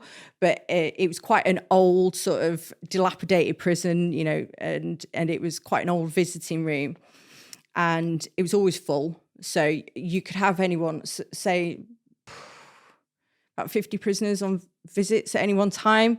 So if you think 2 visitors maximum per prisoner, so you're talking maybe 100 visitors, maybe 50 prisoners, and they're just laid out in rows, and prison sits on one side, family sits on the other. Do they have like a food? Yeah, they'll have like stuff? they'll have like a cafe and things like that where you can go get, or machines where you can go get food and a drink and stuff. And there's always like a main desk where the person sort of checks in and checks out. And then at the back of the visits area was a search area. So all the prisoners that come through from a holding cell, we would search them and then they'd go on their visit. But there was a guy, and he'd assaulted a member of staff in the week previously, and he was what we'd call a 3-officer unlock. So he'd always have to be unlocked with 3 officers present, because he was dangerous. But I think they were quite scared of him. You know, he'd assaulted a member of staff, and he was due a visit with his partner, I think it was, but he was due a visit. And there was a lot of to-ing. I didn't get involved, but I knew there was a lot of to-ing and fro-ing about whether he should have this visit, whether he shouldn't. And I think the decision was made by further up the food chain that he should be allowed this visit. And I think staff were quite against it. Anyway, he came on his visit, and he was quite surly with staff, but he wasn't aggressive, because he wanted his visit. And they know that we have the power to stop that visit straight away if they're doing anything. So he came on his visit, and everyone's allotted a certain amount of time, and it was getting to the end of his visit. So we've got a busy visits hall already. So we've got kids in there.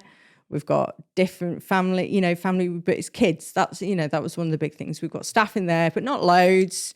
These tend to have less staff on visits because it's a less high risk area, just because of, everyone wants the visit and they want to be there. So lots were taken as to who was going to tell him to finish the visit. And in the end, it sort of deferred to rank. It was like, there was, because they have a senior officer in charge of the visiting hall. So it kind of like, we're not doing it. You can go and do it. You're the boss. You get paid more than us. So I think he gave him like a 5-minute warning. What did this guy look like? Big, black guy, big, muscly, like tight Powerful. T-shirt, powerful, had already assaulted staff. He was, handsome guy, really. And his girlfriend was very attractive, he was, but he just looked handy. He just really looked handy. And like I say, he had a history of assaulting staff already. So the senior officer, SO, went over and sort of gave him a 5-minute warning, which is quite common. So they can say the goodbyes and they can... But he knew staff were scared of him. So he's pushing his luck and pushing his luck and pushing his luck. And it's like, we've got a room full of kids, we've got a room full of women, we've got mums in there, we've got families. It's, what do you do? So I think the SO kind of took it upon himself. I mean, it's not how I would have handled it. He took it upon himself to take 2 members of staff there and grab him. Stood behind him, grabbed him. And it went off. And I mean, went off. So the alarm bell went. Someone pressed the alarm bell. So that signals to the rest of the prison, charge of the light brigade, okay? But at the meantime, we've got chairs flying. We've got desks flying backwards. He is literally throwing staff around like rag dolls. In the end, there's a pylon. So it's quite common to have a pylon in prison. You know, like when you're a kid, it's like, pylon. Quite common to have one of those. And he's like, in my mind, in my memory, he's like the Incredible Hulk, just like flinging staff off like this. But then the visitors are joining in. So his girlfriend's then kicking off and swinging at staff. Because I was with my friend, another female officer, and we were like, oh shit, we're going to have to go and deal with her. So like we ran over to sort of try, but I still don't know what the rules are in terms of restraining members of the public. I know we can restrain prisoners. I'm thinking, and there's kids crying, there's chairs flying. Next thing, the girlfriend, a nurse had turned up because nurses always turn up for an incident. Next thing, the girlfriend's picked up a chair and thrown it at the nurse. Well, the nurse has kicked off then. The nurse has like gone to attack out and gone to throw a chair back.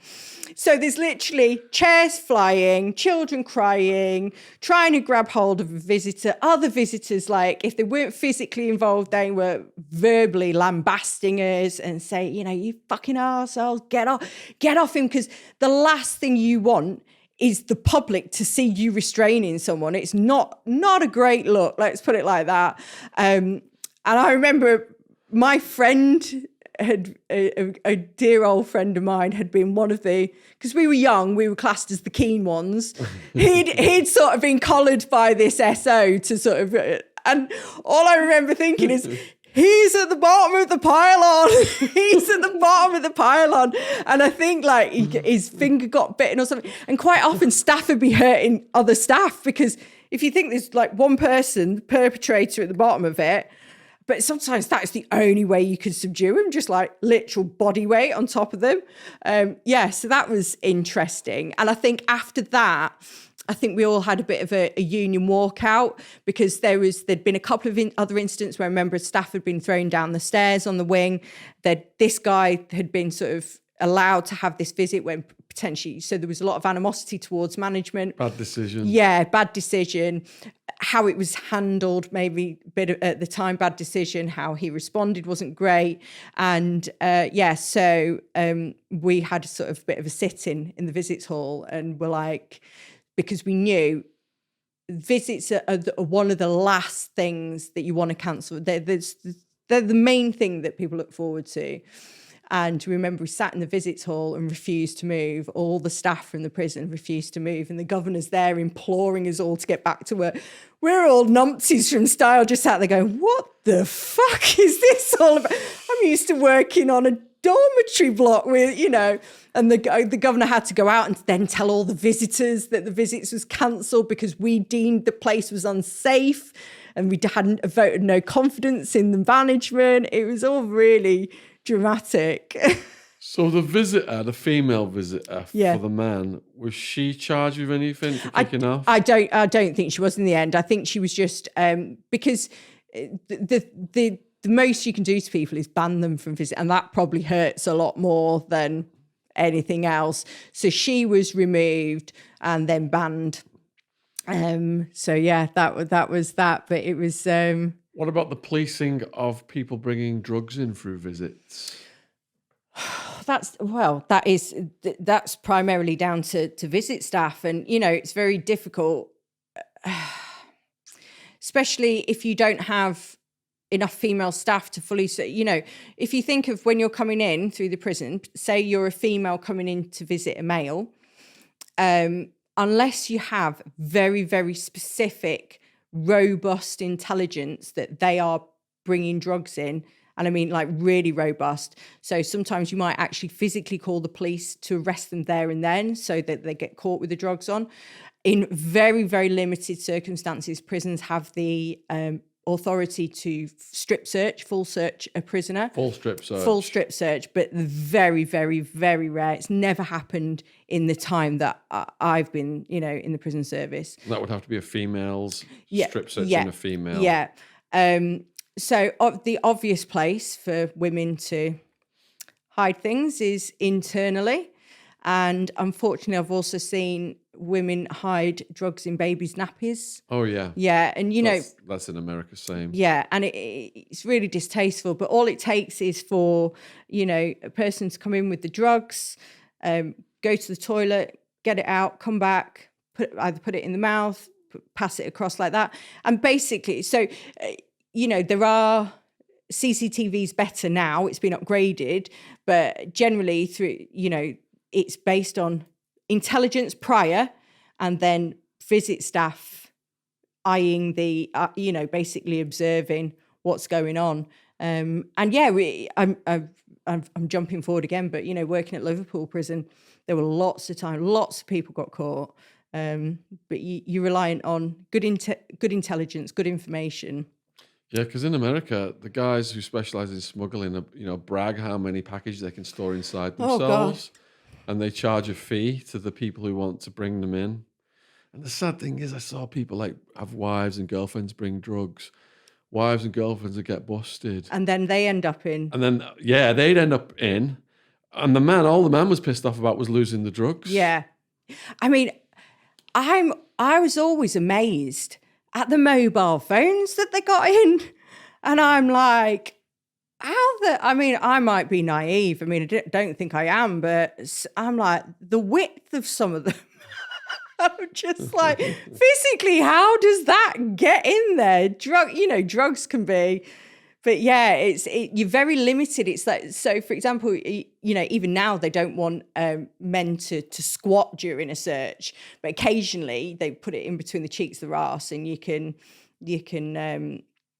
get them to squat and it drops out, and then it's a free for all as to who's going to get it. But I'd be like, have it, mate. I'm not picking that up after where it's been. Yeah. All right, so we're at Brixton then. Do you know, we're not even into the first year of my service. It might have to be a series. We've only got 20 more years to go. Brixton then, what other dramas happened at Brixton? Oh, oh God. So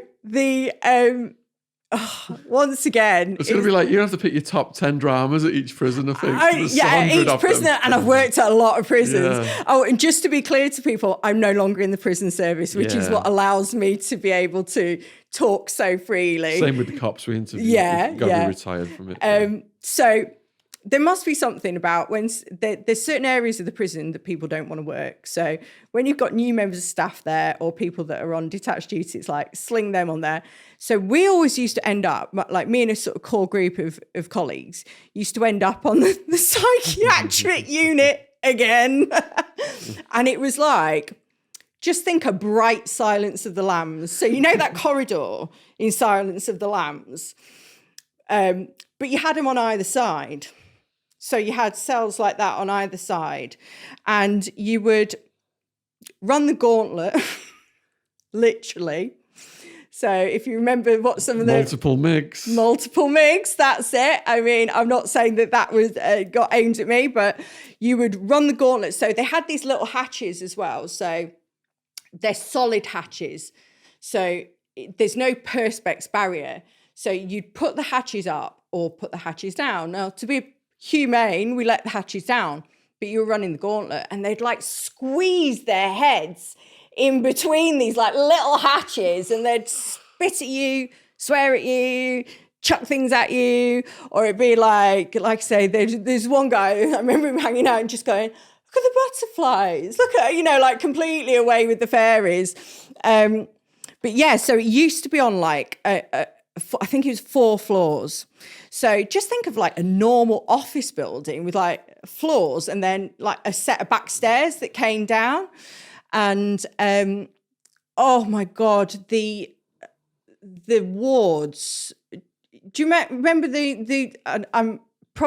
I'm known for my sense of drama, but to me, in my memory, do you remember the Romanian wards where they had all the orphans when it all came out in the 90s, when the fall of Ceausescu, and they had went into these hospitals and all these people in like, that was what it was like. I remember one colleague coming to me saying, I've just played pool with Jesus for the last half hour. I mean, these guys were off it. And they were just wandering around. The conditions were really bad. It was dirty. The interaction with staff was probably similar to what you said about in America. There was no physical face-to-face contact. It was done behind perspex and bars and stuff like that.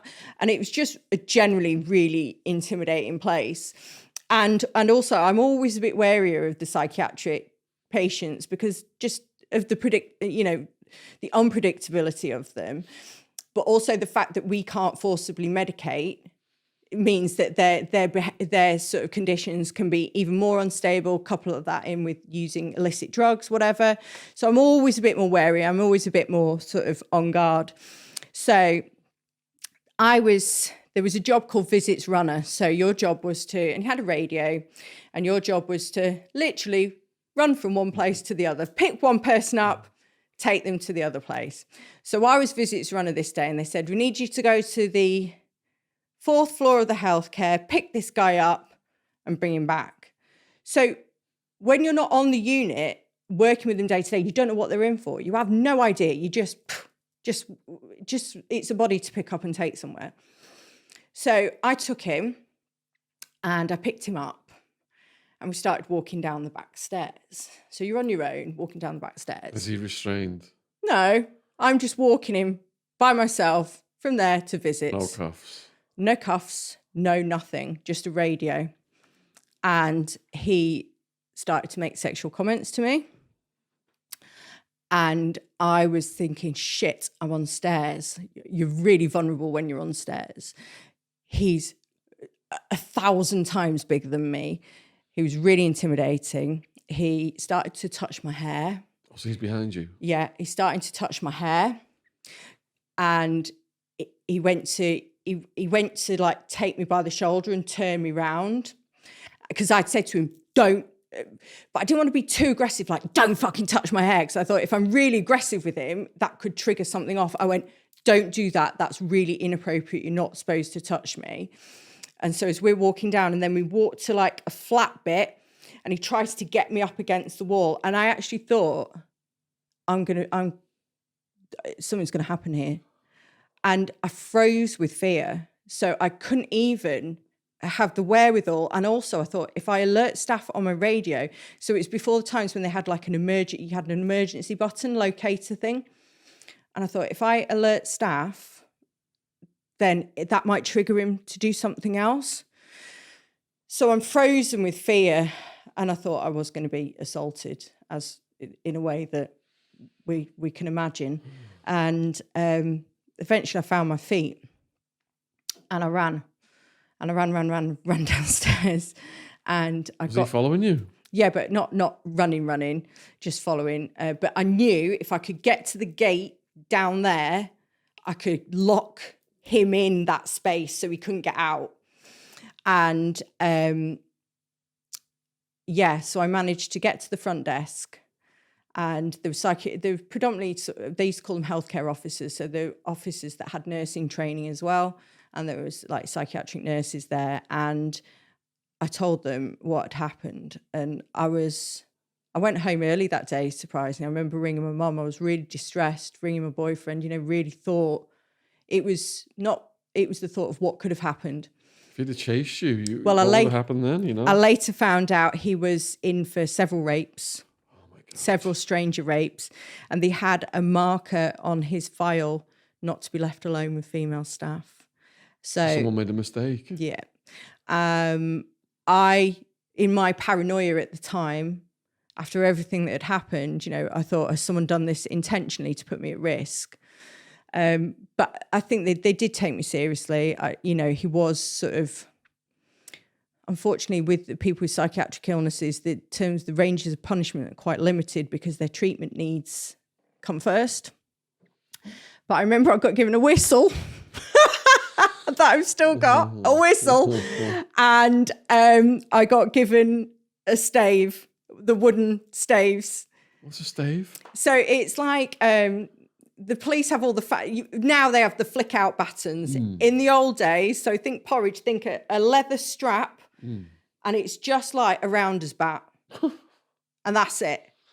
So I had a whistle, I got given a whistle and a rounder's bat effectively. Probably just took that off you, wouldn't you? Well, I wouldn't have had time to get it out. I wouldn't. And to be honest with you, it was very rare you heard people whistle anyway. And I'm like, what the fuck am I going to do with the whistle?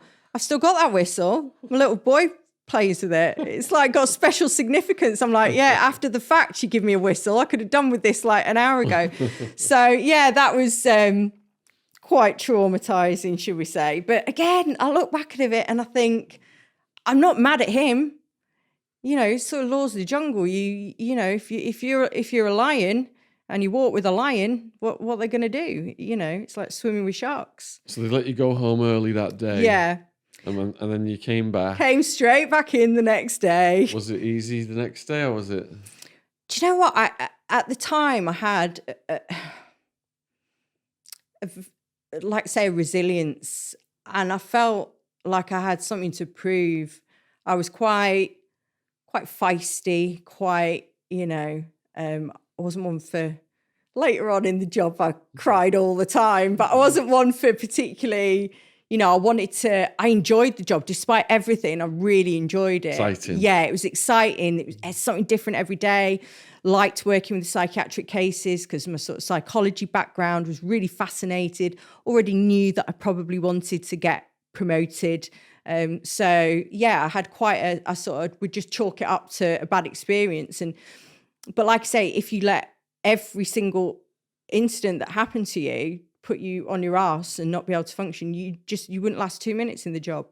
I mean, that's happening more now. I think with an influx of a lot of younger, inexperienced staff, they're sort of not able to, I don't know whether it's because millennials or Gen Zs have changed or whatever, everyone's a bit softer, but I think it's like people are not, prisons have got more violent. I just don't think people can cope. And also, like I say, we had a very strong sense of camaraderie. You very much looked after your colleagues. So I never felt alone. It wasn't just me going through stuff, So talking about multiple MIGs then and people throwing things at you from the bodies. So in America then, in Supermax, they've got a whole block of what's called shit slingers. And these people would play with it, or they'd make blowpipes, or they'd use shampoo bottles and with tubes attached to them to project it. I have heard of that, yeah. Were you experiencing that kind of thing when you were working with the psychiatric people on that? No, that tended to be segregation prisoners because it is the most disruptive and nasty thing you can do to forcing staff to work in what we call dirty conditions is like a real psychological tactic. There was one guy later on in my service though, and he was what do they call it? An illegal immigrant. And he was, and this was quite common, he was trying to feign mental illness in order to not be sent back to his country. So I had some sympathy because I'm like, yeah, I probably wouldn't want to go back. I think he was Syria or Iran or Iraq or something. I'm like, yeah, I probably wouldn't want to go back there. So he'd been assessed by everyone and like they were like, no, there's absolutely nothing wrong with him. So I think he'd sort of escalated his behaviour just enough to get back on the segregation unit. When he realised that he wasn't sort of had much standing in the segregation. Like there were people that were way worse than him. He thought, right, I need to sort of escalate my sort of behaviour now. So he sat with a turd on top of his head for 3 days. 3 days with the turd on his head. I'm like, fair play to the geezer. You know, he wasn't throwing it at us or anything. He just sat there with it on him. And then Was he moving around or just stay still? every time I saw him, he was just sat cross-legged with it on his in the head. same position. Yeah. But then like when we did, I think it'd flick like, it would flick like little, he'd get some poo and make it into like a little Maltese. And he'd like flick it under the door. But that was quite common, piss going under the door and stuff like that. People flooding the toilets. Yeah. But it's like, shit's the worst thing, really. It's like blood, I can deal with it. Vomit, not so good. Piss, yeah, horrible if you get it in the face or whatever. But yeah, poo is just a different matter. I think, was it Samworth who told us that they were doing it? There was a dirty process and they were trying to figure out how to stop it. So when they let them out and put them back in the cells, they put them in each other's cells, so they ought to smell each other's shit. Yeah. And it stopped after that. Yeah, but what you tend to find is once one person does it, but then they erect all these barriers around, and staff have to be in sort of personal protective equipment all the time. I mean, the staff get happy because they get paid an extra like 15 quid or something per shift for working under such horrible conditions. But sometimes you'd walk onto a unit and you'd just be like, ooh, like the smell. But then you get used to it. And then especially when in later life, when I was a governor and you're always on your feet, you've always got your jacket on, you don't stop for even to go for a wee or anything. And I remember standing once in the segregation unit, dirty protest going on, piss coming underneath the door. I think a fire was going on somewhere else. And I'm there with my egg sandwich, just eating because you didn't get time. You didn't get time. No, I'm not even joking. You didn't get time for tea. So I had this trench coat with the fucking egg baguette in it. And I'm stood there and like chaos is erupting around me. Piss under the door, dirty protest, fire. And I'm just there munching on my egg sandwich. And people like that, are you for real? I was like, do you know what? I think I was that stressed. There was that much going on. I was just like, I need to eat my sandwich. Oh my God. I'd had this half-eaten sandwich in my pocket for like 12 hours. It's like, fuck it. I don't care about the smell. I've got to eat. We're going to build up to that. All right. So how long were you at Brixton? So I did about 9 months at Brixton. All psychiatric? Not all, occasionally on the wings and stuff like that. And you know, it's quite uncomfortable actually, because Brixton, where I grew up in Hertfordshire and like just north of London. And I remember working on this C wing one day and this prisoner saying to me, I know you from somewhere. And I'm like, no, you don't. I live up north. And he went, you used to be the barmaid at the White Lion, didn't you? And I was like, yeah. Oh, no. And yeah, he said, do you remember the such and such person? Do you remember that? Yeah, they've just done 5 months on D wing or whatever. And so, because it would have been what was classed as local prisons where I grew up. So yeah, that was quite awkward. But once you settled into it and people got to know you and you settled into your routine, and we were there over Christmas, and that was quite nice because the governors came and did what they call it like tea patrol. So normally you have to keep staff on the wings. All the governors came on and they sent us off to the staff mess. They had bottles of wine on the table. So I remember, and we only had half an hour for tea. And I'm thinking, well, if they've given us wine, so I think me and my friend drank a bottle of Liebfraumilch each. It was hardly quality stuff. It was probably Blue Nun, Liebfraumilch. And I got back to the wing. I was pissed. I mean, it's really bad. But everyone did. In my defence, everyone was pissed. And the governors knew we were pissed. So like the officer that I was on with wasn't pissed. He said, I sat in the office with a fan on me I couldn't count at the end of the night. But yeah, it was, once you were there and you got accepted, it was good. No staff or prisoners tried to do anything really nasty to you for the rest of that? No. I think that, like I said, once you sort of go through stuff and don't report it or don't make a fuss, or like I say, just keep your head down. And I'm not saying it's right, but that was the culture. Keep your head down, do as you're told, and don't cause any waves. then you eventually get the respect from, you get the respect if you get stuck in with, it's very macho.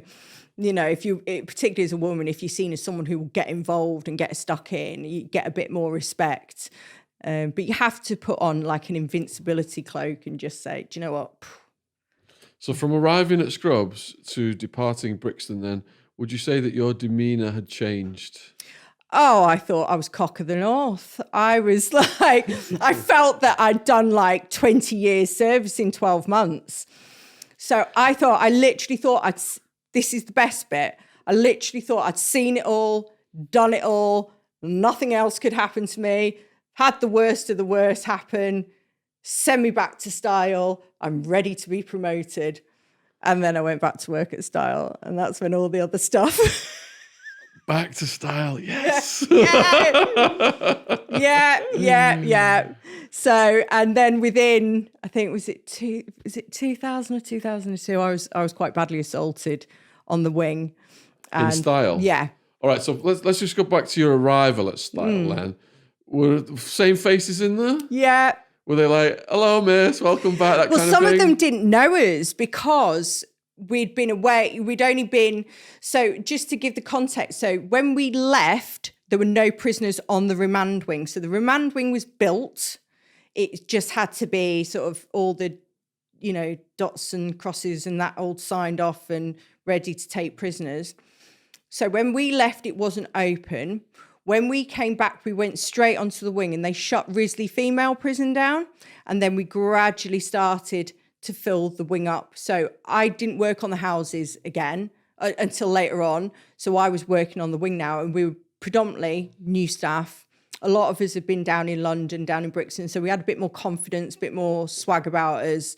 And that's when we started taking female prisoners from Risley, and we very quickly, and we used to take directly from the courts as well. Just to explain to the American viewers then, so in America, there's jail and prison. Yes. Jail is remand, unsentenced, and Yeah. prison is where you go when you're sentenced. Yeah. So you're saying that this whole prison had a remand section and a general population? Yes. Yeah. Yeah. And it's not uncommon for remand prisoners and general population prisoners to be mixed in the same area as well. Oh, wow. Yeah. So it tends more on your risk level, really, your security risk. So if you're like a woman who's, you know, just done a bit of fraud and has never been in prison before and is in her 60s and is really low risk and she's on remand waiting to go back and she might get 12 months maximum, they'd put her on the houses.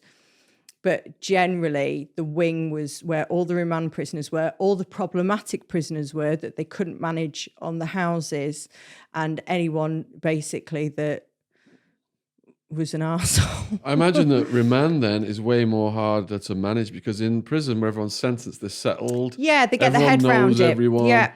Remand, people are constantly coming in and out. It's transitory. Yeah. They've got the drug problems. They've this, they've that. The uncertainty of everything. You've got the people that are, well, I'm only going to be in here for 7 days, so it doesn't, you know. Yeah. It's quite a very chaotic population in the female estate, particularly then chuck in the mental health, which I'd say like 90% of them have some sort of mental health or personality disorder, and then chuck in, drug use, which is rampant, and the trauma and everything else. There's very, very few people in there that I would, and I don't use the word normal in a horrible way. I just mean people that have had, you know, nothing happened to them, are quite, you know, high functioning individuals. They're very, very rare. So what crises did you have to manage in back at Style? Oh, God. Do you know what? There is literally too many to mention. We went through a period. What was the first one? Do you know what? It's probably dealing with, it was the start of my dealings with the woman that assaulted me quite badly. Yes. Are you able to say what her background was? Yes. So she was 18 years old, and she was, which is really, really uncommon, an armed robber. So there's not many women that are armed robbers. There's not many 18-year-olds armed robbers. No female 18-year-old armed robbers. And she'd been involved in that and getaway driving and stuff like that. So she's part of a gang? Yeah. But she she had, I look back now, she wasn't diagnosed at the time, but I can safely look back now and say she had antisocial personality disorder. She didn't self-harm, or if she threatened it, it was just a threat. It wasn't that. She was antisocial. She was aggressive. She was rude. She was dangerous. She was manipulative. And she's 18 years old. And we had problems with her from the start, from the very beginning. Problems like what? Getting drugs in, using drugs. How was she getting drugs in? Through other people. She'd bully the drugs off other people. Or if she was going to court, she'd somehow get them. Style was very easy as well to throw drugs over the fence, incredibly easy because of its sort of geographical layout in terms of, it's not behind walls. The general public can walk in and walk round the side and throw something over. This is before drones as well. Yeah. So drugs are really accessible. So, she was incredibly problematic. I remember one day, I think she'd taken crack. We knew she'd got a massive consignment of crack cocaine on her. We don't know how, we don't know where it was hid. We'd taken a cell apart. We'd done everything we could. And she took crack this one night, and she was refusing to go behind a door and just creating problems. So we got the rest of the wing locked away. And basically the wing, it's difficult to describe the size of them, but they were just like a oblong box shape. And so staff went in to get her off the wing. So it's not going into a cell, you're going into an open environment to try and sort of nail her down. And she was on crack this night. And again, male staff, we're talking men that have been in the army, that were PT instructors in the army, and she is literally throwing them around. So one of your weakest positions, so when you're on your front, if you're being restrained and you're on your front, you've got the power of your legs, the power of your back, the power of your chest, your arms.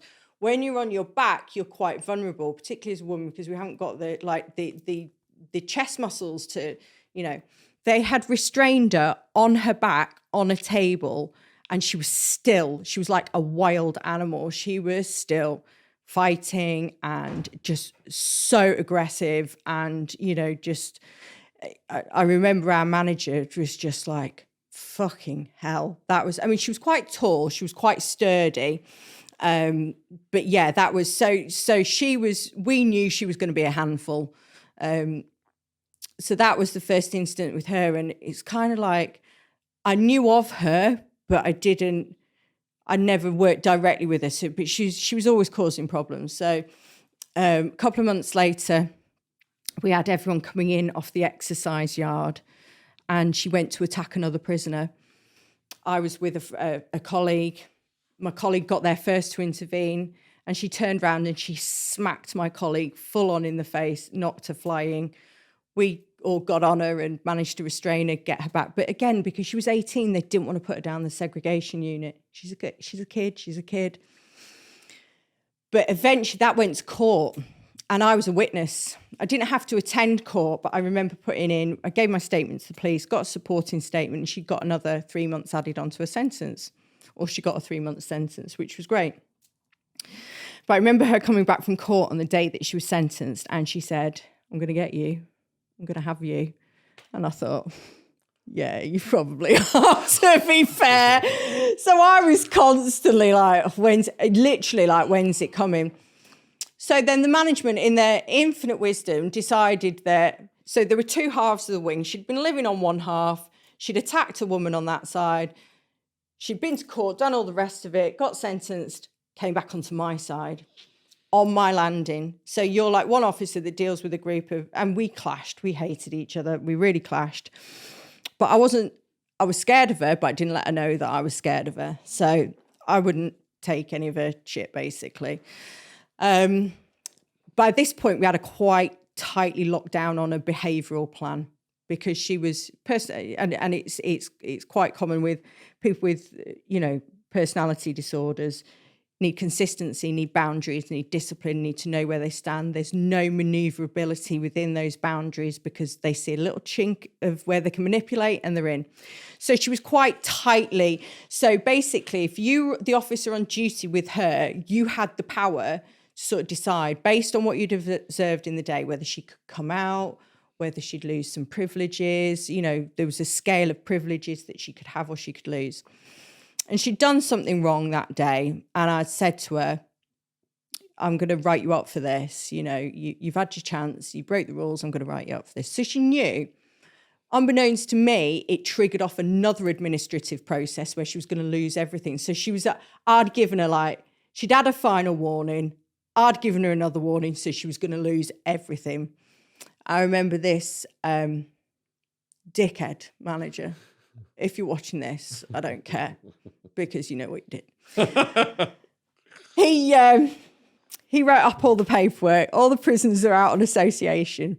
And he comes up like that with his piece of paper and he slaps it down in front of her. It's basically saying she's going to lose everything. He went, "You've got Miss Dalglish to thank for that." I was like, okay. I mean, I told her that I was giving her a warning. I didn't know that it was going to trigger off all this.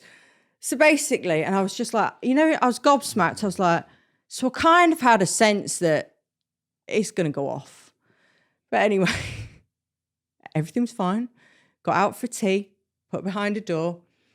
So at the end of the night, so once everyone else was away, at the end of the night, they were allowed out for 5-10 minutes just to grab a brew, get some hot water, post some mail or whatever. So a colleague of mine, Brian, love you, Brian, was on the second landing upstairs, far end, locking the last prisoners in. I'm downstairs with this girl, and I've got 2 female prisoners in the laundry. So we used to let the laundry workers stay out, and they'd give everything a final wipe down. They'd finish the laundry. And she started bullying the laundry. When am I going to get my fucking laundry? Why have you not done it yet? Right.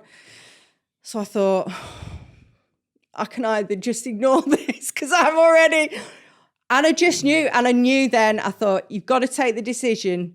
You either back down and lose all face, or you stand up to it and get your head kicked in. So I thought, and I remember, so it was really weird, I had a kettle and an iron in my hand. And I was like, I'll say her name because I don't have to say it. I was like, Sarah. And she spun around and she went, "What?" I said, "Pack that in." And I knew. So I turned back. I put my kettle and my iron down. I turned back and she came in with a big, what do they call them, haymaker. Me being little, but I knew it was coming, but I just didn't think it would be that bad. So by this point, she's managed to get me in a headlock. So she's behind me. Oh, no, sorry. I'm bent over facing her and she's got me in a headlock. And I'm trying to punch her in the side or whatever, but I've got nothing. She's literally ragging me around by my head, choking me, putting blows down on my head, putting them into my face. And I had an out-of-body experience. I've had them twice, once in a car crash and once in this.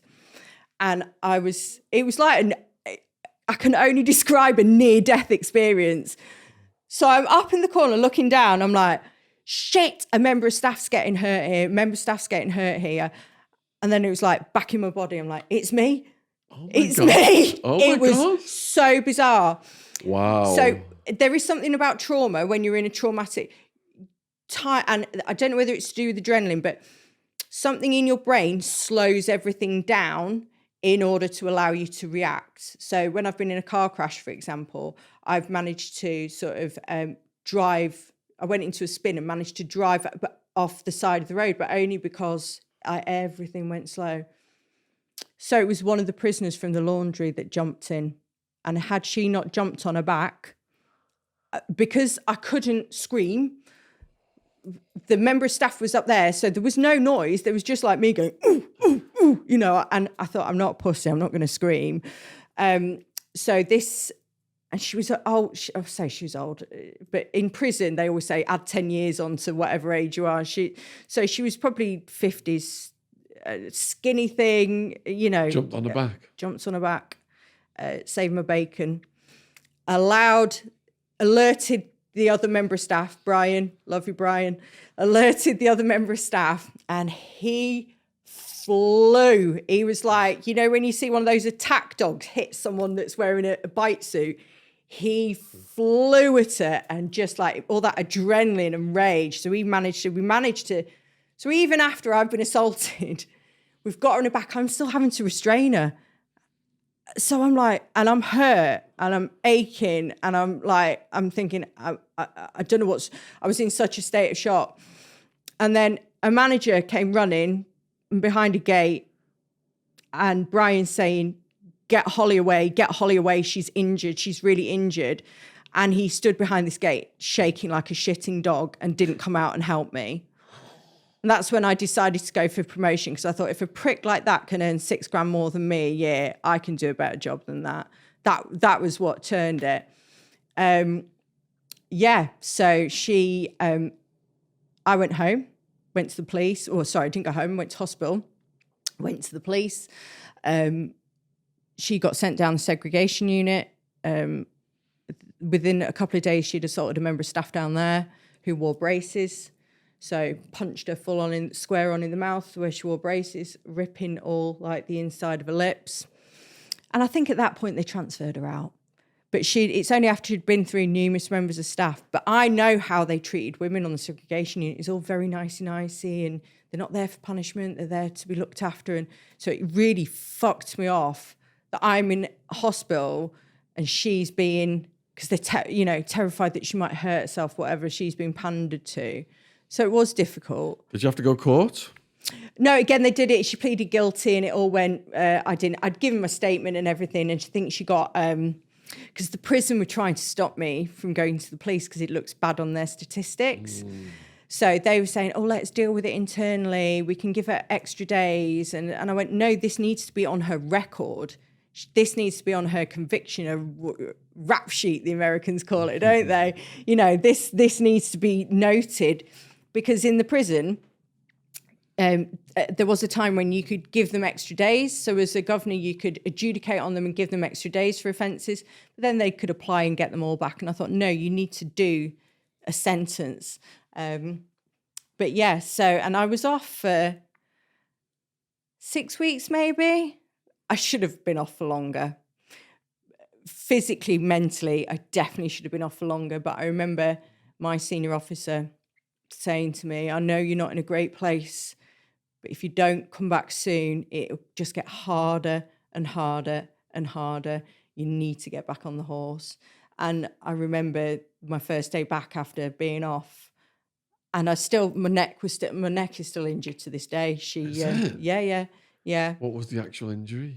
So it's I can't remember, one of the up here somewhere. The vertebrae. Yeah. So in the vertebrae. So there was damage down there, and what it's done is permanently leave like so basically I've got like it's like a ligament thing that doesn't go away from, and so if I do anything like repetitively I did get criminal injuries compensation for it. I did get. Does that affect your sleep or anything? No, I've got plenty of other ailments that affect my sleep, not just... What about physical activity? Does it affect that? Yeah, if I'm doing something repetitively. So say, for example, if I'm driving for a long time, if I'm painting, if anything that I'm doing, fortunately it's on my left-hand side, but if there's anything, I know you're like that. I tell you what's helped with it, yoga, obviously. Yes. So yeah, I'm good at sort of looking after myself physically, but and it has got a lot better since I've left the job. But yeah, anything repetitive, and if it locks up, then I'm gone. But yeah, it was the physical stuff didn't bother me. It was more sort of I really had the wind knocked out my sails. I really thought, maybe I've probably been a bit too cocky at work and From where you were when you left Brixton, you felt, right, I've done it all now. Yeah, I can conquer the world. I'm top of the charts. I can, And I sort of had this sort of invincibility about me. And I probably was a bit of an arsehole. Not, I probably was a bit of a, I'm better than you. And and it's quite common that with young and experienced staff. And it brought me down a peg or two. It definitely taught me some humility. How did you regroup psychologically then? Do you know what? It was tough, and I didn't speak to anyone about it, and but I was really scared, and I've never really admitted that to anyone. I remember saying to my manager, I'm really anxious about coming back. And he'd been in the Manchester riots, Strange Ways riots in the 90s. And he was very much a get back on the horse. And it probably was the right thing to do. But it knocked all the confidence out of me because I thought, how do I rebuild myself? How do I go into a fight now? Because I felt I'd got away lightly. But how do I... And I think actually it wasn't long after I got chased by a woman. She tried to drag me in a cell. Not long after, she tried to drag me in a cell, another young kid that was just bananas. And I just thought, do you know what? I'm not going to fight you. I can't fight you. So actually, there was no one else there. It's not like I was leaving a member of staff vulnerable. I actually ran away from her. So I ran downstairs. I was like vaulting sofas and like hiding behind like potted plants and stuff like that. And everyone was like, people were just laughing at me. I was like, it's not happening to me again, So that's what you were scared of. You were scared of it happening again. Yeah. Or someone assaulting you. Yeah. But do you know what? After a while, I think, you get back into, you have another fight, you get involved again, and then you think, and actually, like I say, it taught me a bit of humility, it taught me a bit more about myself and about how to approach things, and out of a bad experience, sort of there were some positives, but yeah, it was very psychologically damaging. You feel so like that guy in Brixton that I was alone with. You feel so vulnerable. You feel so scared. You feel so vulnerable, and that's really difficult. So did your duties change when you came back because you were injured and stuff? Did they put you in a different? No. Just put me straight back where I was. They said to me, do you want a return to work plan? I said, yes, please. So return to work plan is basically like, you've been off for quite a while. Let's ease you back in. Let's give you some easier duties. So like nowadays, people can take the piss and they have like 4-month return to work plans where they work 3 mornings a week for however long. I got like, I think a week of reduced shifts just to get me back into the swing of it. And then it was like straight back on the horse. Did you say they'd ship that female out so you didn't have to interact with her again? No. Okay. But it wouldn't have been, it wasn't uncommon for female prisoners that had seriously assaulted staff to come back in, and nothing was, because you are so limited in the female estate. In the male estate, you've got hundreds of prisons to swap and change and sort of change the dynamic and move people around. Female prisoners, you haven't got that. Was there about 10 in the UK, something like that? Yeah, something ridiculous. I mean, there's more. I don't even think there was that when I was, when I left. They've built some more private prisons now. But yeah, and everyone was really loath because generally, and when I say you dealt with your own shit, I don't mean the people that were shit. You just dealt with your own dramas, and because it was happening all over the place. So for a woman to be transferred out was really bad, So you're back in the job, you're recuperating from your injuries. What was your next major challenge? It was promotion. That was the thing that sort of, like I said, that I can remember that very specific thought of that man standing. Because one thing, even though I was scared when I came back to work, I knew I would never back down. I'll never back down. I'll never ask anyone to do anything that I wasn't prepared to do myself. And it wasn't money orientated. It's just I thought, how's he doing that job? I can do that. What was his position? Senior officer. So he's the next uniform rank up, but they were manager in charge of the whole wing. So I really started focusing on getting promotion then. Probably a little bit working on the sympathy angle. Not that I got any favours. I had to work my arse off. But yeah, I started to work towards promotion, and I had quite me and my friends used to call it the annual trip to the school of failure, because we every year we all failed something, and it was quite a slog to get through. But I got a temporary promotion. Can't remember what year it was now. Probably 2001, 2002. Maybe 2001, I got a temporary promotion. So that is when you're given the promotion whilst you're going through the assessment. So they think you're competent, but you need all the sort of documents to say you're competent. And you can be temporarily promoted for ages while all the assess, because it's about a 12-month process to get assessed. So I remember failing, being temporarily promoted. All the colleagues that I'd done it with passed. I had my job removed from me and it was given to one of my colleagues. And I was just like, what's the point? I've just put 12 months of my life into trying to qualify. I've put 12 months into my life becoming a manager, which has put me at odds with some of my friends who are, and colleagues. But I've gone out my way to try and do a really good job. And then this happened. It wasn't because of me, it's just the way it was. That's the way it happened. But I then went through a phase of, fuck it. I didn't care about the job. I didn't, I was having a really shitty time outside of work. I was in a really bad relationship. Is that with the same officer that you... Yeah. He turned out to be abusive. And...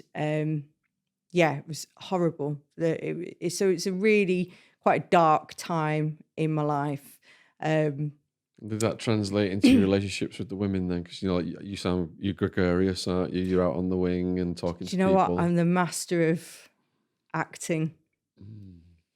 And you have to. You go into work. They always say, you go into work, you put your game face on, and you get on with it.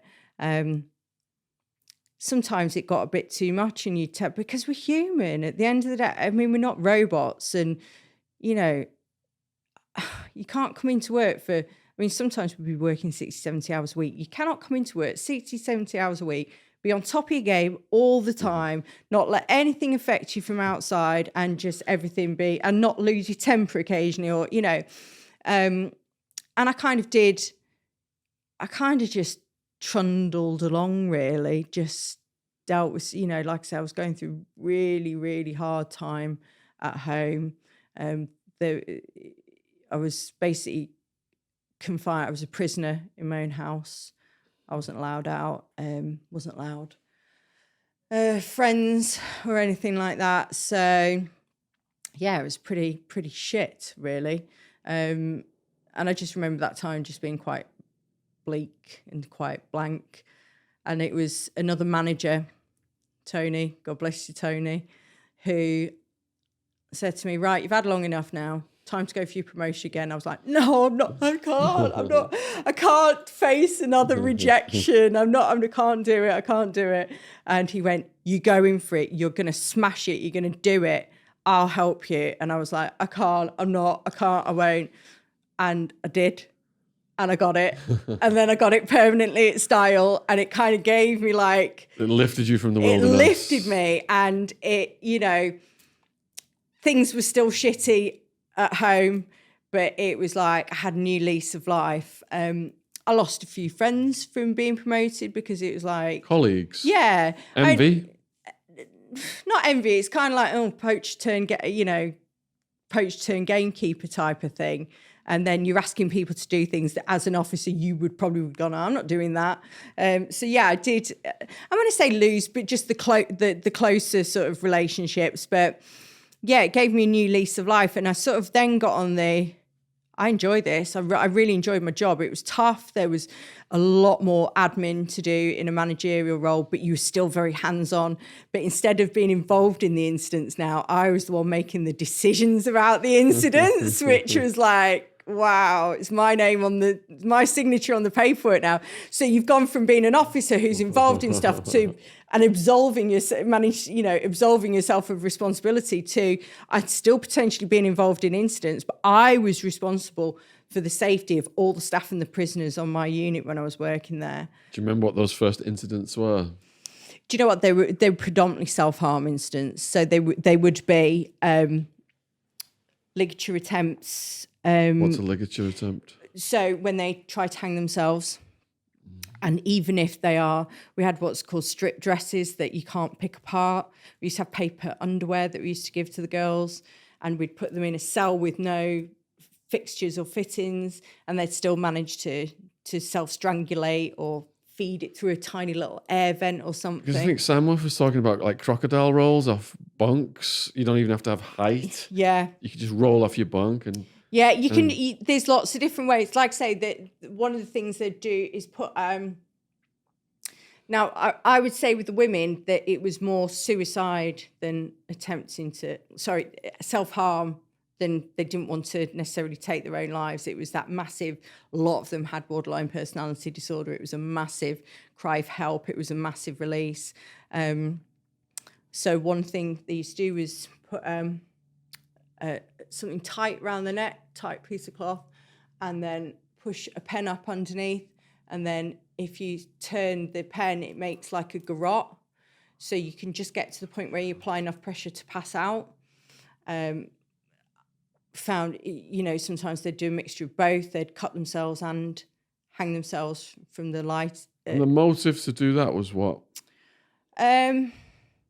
So at the time, people used to say, "Oh, it's manipulation, it's reward-seeking behaviour." And some of it is, but a lot of it's self-punishment. A lot of it's self-hatred. A lot of it is, there's no way out. I'm so frustrated. This takes. And so, what if it's attention-seeking? Do you know what? If I'd had the childhood that some of these had, I'd want a bit of attention. I'd want someone to say they're there, because we weren't allowed to say, "Oh, bloody pack that in, can't be arsed with dealing." Every time, every incident, I think, was treated with respect and with dignity and, trying to see beyond the behaviour. There's the behaviour and there's the person. So, yeah, it was just, the self-harm was just rampant. Absolutely. Obviously, the fights and stuff like that. But self-harm was rampant. And then, unfortunately, with that comes a lot of administration. A lot. So quite often I was going into work at 6 o'clock in the morning just to get a good couple of hours with no distractions to get all my admin done so that I was free to deal with whatever came up through the day. So we would have fires as well. Fires were quite popular. How did they start fires? Well, they all had, at the time, this is before prisons went no smoking, they all had access to lighters and stuff like that. So dead easy to start a cell fire. Toilet roll, bedding. Yeah, anything dead easy. We'd have people barricading. I think I had one hostage situation. Can you talk us through that? Yeah. And the thing is with hostage situations is you never really know. So there's the hostage taker and the victim. Now, we have known it that they've been in collusion, say, right, let's pretend that I'm taking you hostage so that I get, generally it's to achieve some sort of aim. Generally, it's to move to another prison or to sort of protest about something that's been done to them. So it isn't uncommon for the perpetrator and the victim to be in cahoots. So the staff members going along with it? Not knowingly. So that the staff members believe it to be a genuine situation, but obviously the prisoners are like, "Go on, I'll tie you up, but I won't hurt you," that kind of thing. So we got, and it was when I was a manager, and so we had one woman in a cell, two women in a cell. Sorry, the cell was barricaded, and she had, I think, a table leg or a chair leg. And she at that point in the early part of the incident, she was threatening to assault her with it. There are really, really strict protocols around managing hostage situations. There's a lot of intensive training that goes on as you go up the sort of management ranks. Your sort of levels of responsibility and accountability increase, and there is a very, very set procedure in terms of who gets notified, what gets notified, there's a process that you have to follow categorically. and that's for the safety of the hostage and the safety of the staff that are going in to deal with it. We had other members of staff that were more specialised in dealing with incidents like that, and quite often they would come on to give you support. And in this case, he was the same rank as me, but he was a specialist in this area, so he came down to give me some support. So I was on the phone. So at this point, she started beating the girl with the table leg, and she was just a vulnerable little whippet of a thing. She wasn't a fighter. She wasn't and this other woman was just beating her. I thought she'd not live. But you still have a process to follow. And I know it sounds awful, but there are so many risks if you say you go to enter and you don't get in time. And because like particularly male prisoners, they'll use knives and stuff like that. If you don't get in time, the life of that. So that is why, even though there might be something going on, like an assault happening, you still have to go through the processes. And it's like legal stuff as well. So in the meantime, I'm on the phone to like all and sundry, notifying, going through my checklist of all the people that are notifying, all the people. And next thing, I down the wing, and there's this woman being dragged out of a cell, and the poor woman that was the hostage, that had been the hostage, was being like carried out, and then the other one's been thinking, and this specialist had come down, and he just said, oh, there was a threat to life, so I just took the decision to go in. And I'm like, so we've just thrown, because literally she was battering her, but... Was she unconscious? No, she wasn't unconscious, but it's like, and that's the thing, I know it sounds awful, but it's like, I think he used it as an excuse to go in and to flex his muscles, because I didn't see it as a threat to life. Yes, she was being hurt, but she wasn't being hurt to the point where she was going to be killed. That was my opinion, hence me putting everything else in place. So you're supposed to have hostage negotiators. There was no negotiating there. It was literally door kicks. It was like literally not even staffing in kitted up with the unit. It was literally you, door open, boot through the barricade, drag them out, done, dusted. And that's the opinion with women, is that they're weak, that, that they're not, you would never do that in a male prison. Never, ever. You'd lose your job straight away. But yeah, so it was, there's me trying to be all officious and by the rule book, and every next thing, doors are being kicked in and people are being dragged out. And was the hostage glad it had ended like that? Yes. Yeah. She was actually really traumatized, really traumatized. I mean, she was vulnerable anyway, but she really thought that end of days had come. I felt sorry for her, really sorry for her. And knowing that, that it's no one else saving you there. It's, I think when we receive hostage training as staff, it's like we know. So if I was taken hostage, I know that there's a million people out there putting all the processes in place to keep me safe, to get me out as soon as possible, but to get me out in a safe manner. If you're a prisoner, you don't know that. You're just sat there thinking, I could be here for hours, I could be here for days, I could be killed.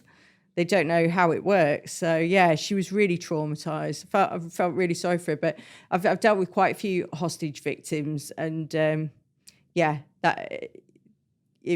the men, it's really, not saying that men are sort of stronger, but I think they're more sort of stoic about it and more sort of, right, get on with it. But yeah, some of the men have been, it's destroyed them to the point where they've needed hospitalisation and stuff. Did she come back to work, that woman? No, it was both prisoners. Oh, it was both prisoners? Yeah. Oh, sorry. Yes. I misunderstood. Sorry. Okay, gotcha. Yeah, staff hostage taking is quite rare, thankfully. It does happen. It's been some high-profile cases with some terrorist prisoners and staff, which are really, really terrifying. At one point, they were talking about getting the SAS involved.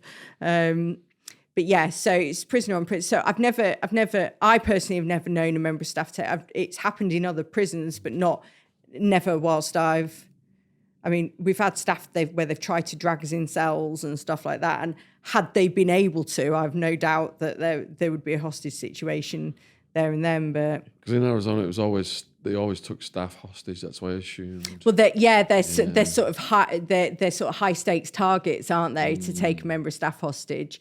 I think there's not many prisoners that I think would have been daft enough to take any of this. We used to have pregnant officers working on the wing, right, like up until a week before the due date and things. So I think there weren't any stupid enough that would probably take us on, because they all knew we could fight and we would stick up for ourselves. But I do know years ago in 2000, Garth, Christmas, a female member of staff was taken hostage in a broom cupboard. She kept there for, I think, 3 days, which is pretty grim. Did he barricade or something? She or Yeah. he? Yeah. Was it a he or a she? He took a female hostage, female member of staff hostage. And I remember my boyfriend at the time attended that incident over Christmas. It was terrifying. What was the issue? Do you know what? I can't even remember. But like I say, it generally, because it's seen as like the most severe thing you can do, I think it's genuinely used for like the ultimate, right, what's my ultimate goal? Generally to move to another prison. If their behaviour has got to the point where it's so bad, they're desperate to get out and get a fresh start. But unfortunately, as a hostage taker, once you're marked as a hostage taker, your risk is always considered up there. Yeah, the longest hostage crisis in US prison history happened in Arizona around the time I was there as well. And 2 lifers, they were trying to escape, but they ended up seizing the gun tower. And they had, I think, a couple of female staff members they took hostage. It lasted for, I think it was 20, people can Google this if you want to Google this. It lasted for weeks, like 20 plus days, I think. Oh my God. And was like the prison lockdown while that was going on? I mean, I was in a jail, and the jail I was in, which was miles away from the prison, was the whole prison system across the whole of Arizona was locked down, all the jails and all the prisons. So was that so they could send staff to deal with? I think the army or something that went in the end or something like that. I can't remember. No, what happened? They did have the National Guard, I think, or something. Because all the prisoners that were been in that prison were zip tied and put on a field where they had to just lay for days. And I think like the National Guard or something were watching them while all this negotiation was going on with these guys. Because these guys wanted to be transferred out of Arizona, so where they were, like you said, different transfers to different prisons, but out of state where they were from different states where they could get visits from families. Yeah. So I think it was agreed that they would move them out of state. You see, I believe that in America, my understanding is... And that's why they gave up. Negotiation involves giving them an element of what they want, whereas the British style of prison negotiation is give them nothing, promise them nothing, give them nothing. Whereas in America, and that's why... The American style is go in and kill them though first, if they can. If they can, but because they had the gun tower, there was no way around it. Yeah. Yeah, it's not like you can scale that like surreptitiously, is it? Like covertly. Well, then there was a copycat one where they demanded to be released from out of state, and they promised them they would, and then just sent them to Supermax. Well, that's the problem. If you promise it to, and people say, "Oh, well, this is a genuine means to an end," and I get what I want from this, it's just going to encourage. Whereas that's why the prison system very much says no negotiation, no promises, apart from when the guy trashed the Strange Ways roof, and after like 12 days or whatever, they were desperate to get him off, so they got him a Domino's pizza or something. We did have Alan Lord on the podcast. Did you? You familiar with Alan Lord? Yes. Yeah. Were you part of the senior staff in Strange Ways when that happened? No, that was before your time. Yeah, way before. Okay. All right, so... How old do you think I am, Sean? So, in terms of hostage training, situations for training, are you taught to negotiate with perpetrators? You can. So the job of hostage negotiator is like advertised for prison officers, and it's generally anyone that's in uniform, because they don't like to have managers as negotiators, because if you're a manager negotiating, they would believe that you then have the power to give them what they want. So we have like a chain of command. So you have the hostage negotiators who go through very rigorous training, and they do like an on-call rota. So if you work in a prison, there is always a member of staff. Negotiators work in twos, if not threes, so they can rotate, because potentially if you're there for a long time, you need to rotate. But also there's an element there needs to be a feedback element to the control room.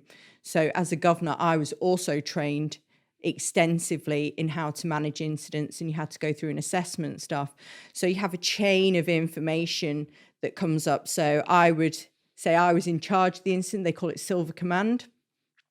And I would have like a psychologist there with me. I'd have like a sort of riot team specialist in there with me.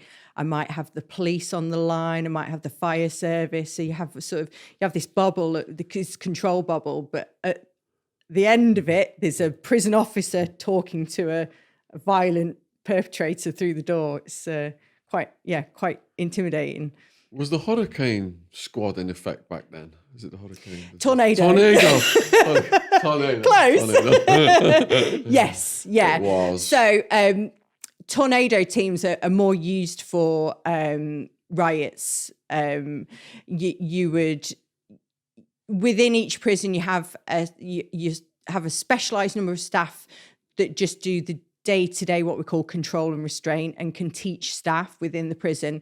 But then you have sort of like a super enhanced tornado team, and they go away and again do rigorous training and assessment. So they get taught how to work in units with the shields, how to deal with weapons, fires, bricks being thrown at them, dogs and this, that and the other. So it was never for me that, but they do go through intense training, and then they are on call to deal with any other instance. So you can deploy to another prison if there's a riot, because again, if there's a riot going on, you need to change staff. It's, it's quite, you can go through quite a lot of staff. So it's, what did you call it? Hurricane. Hurricane.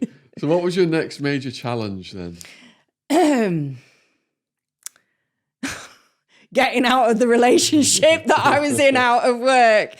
No, it was, again, I was still very focused on promotion, and without sounding too up my own arse, it's kind of like, once you've dealt with one incident at the start, you say, I talk about that they sound quite intense, but you were dealing with them so regularly, it's kind of like, oh, another self-harm, oh, another fire.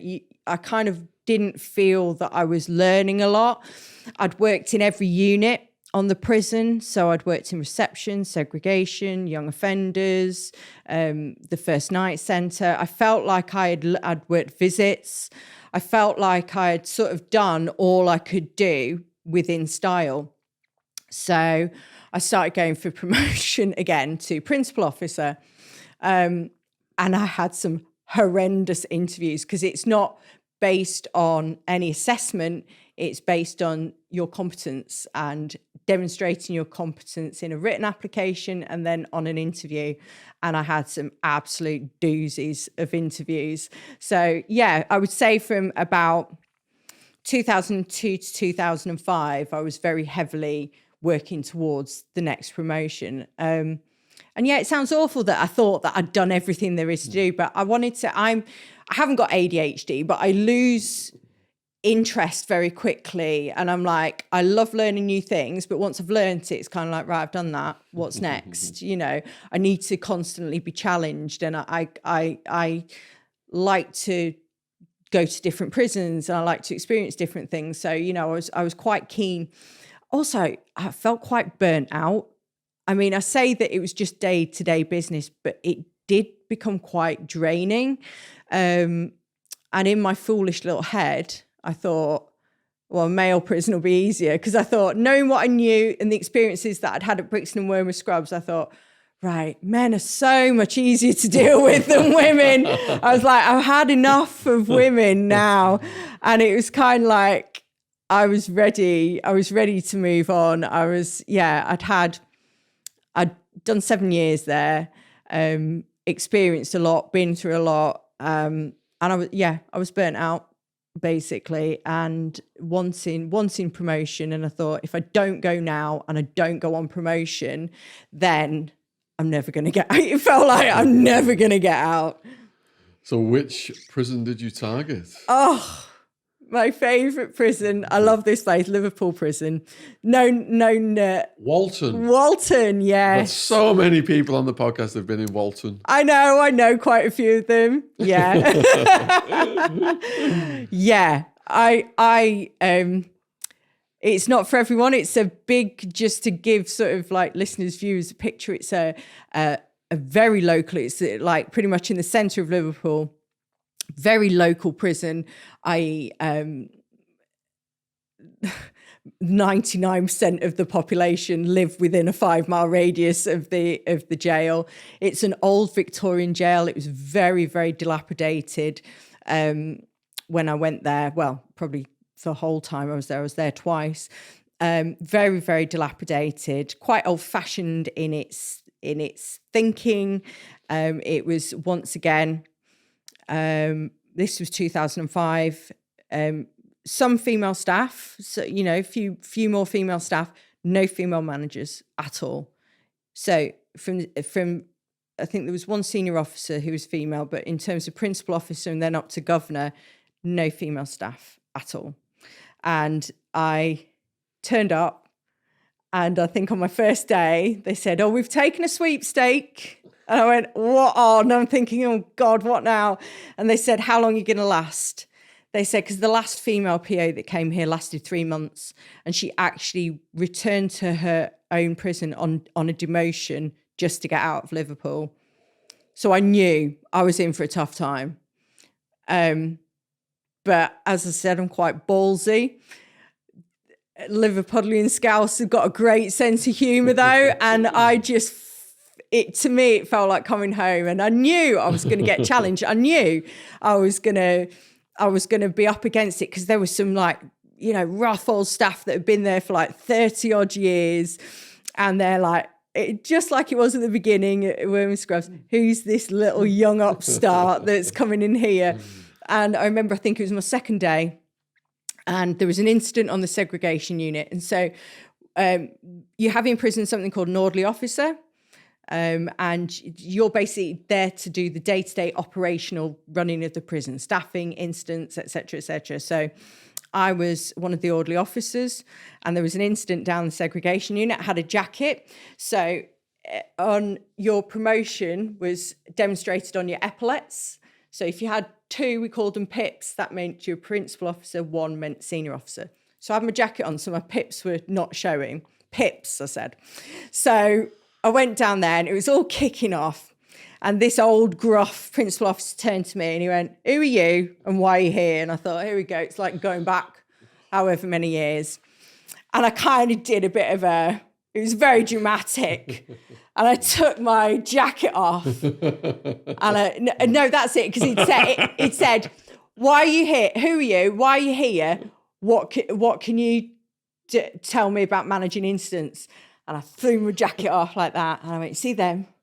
I'm a principal officer too. And don't tell me about managing incidents. I can manage incidents in my sleep." And he kind of went a bit like that. And I said, "I came from style." And it's not like I came from strange ways. Cat I come from style. And he went, "All right." And he was kind of like, yeah, she knows her shit if she's come from style. And it was just like, because we were dealing with one incident. I said, "1 incident, I can deal with 5 at a time." And it was just like, so you had to be a bit ballsy there. You had to be a bit, hold your own. And again, I was fortunate. The staff that I worked with, a lot of the men were very fatherly towards me, taught me. There were some very experienced managers there who taught me so much. I'm still in contact with a lot of them now. Taught me so much.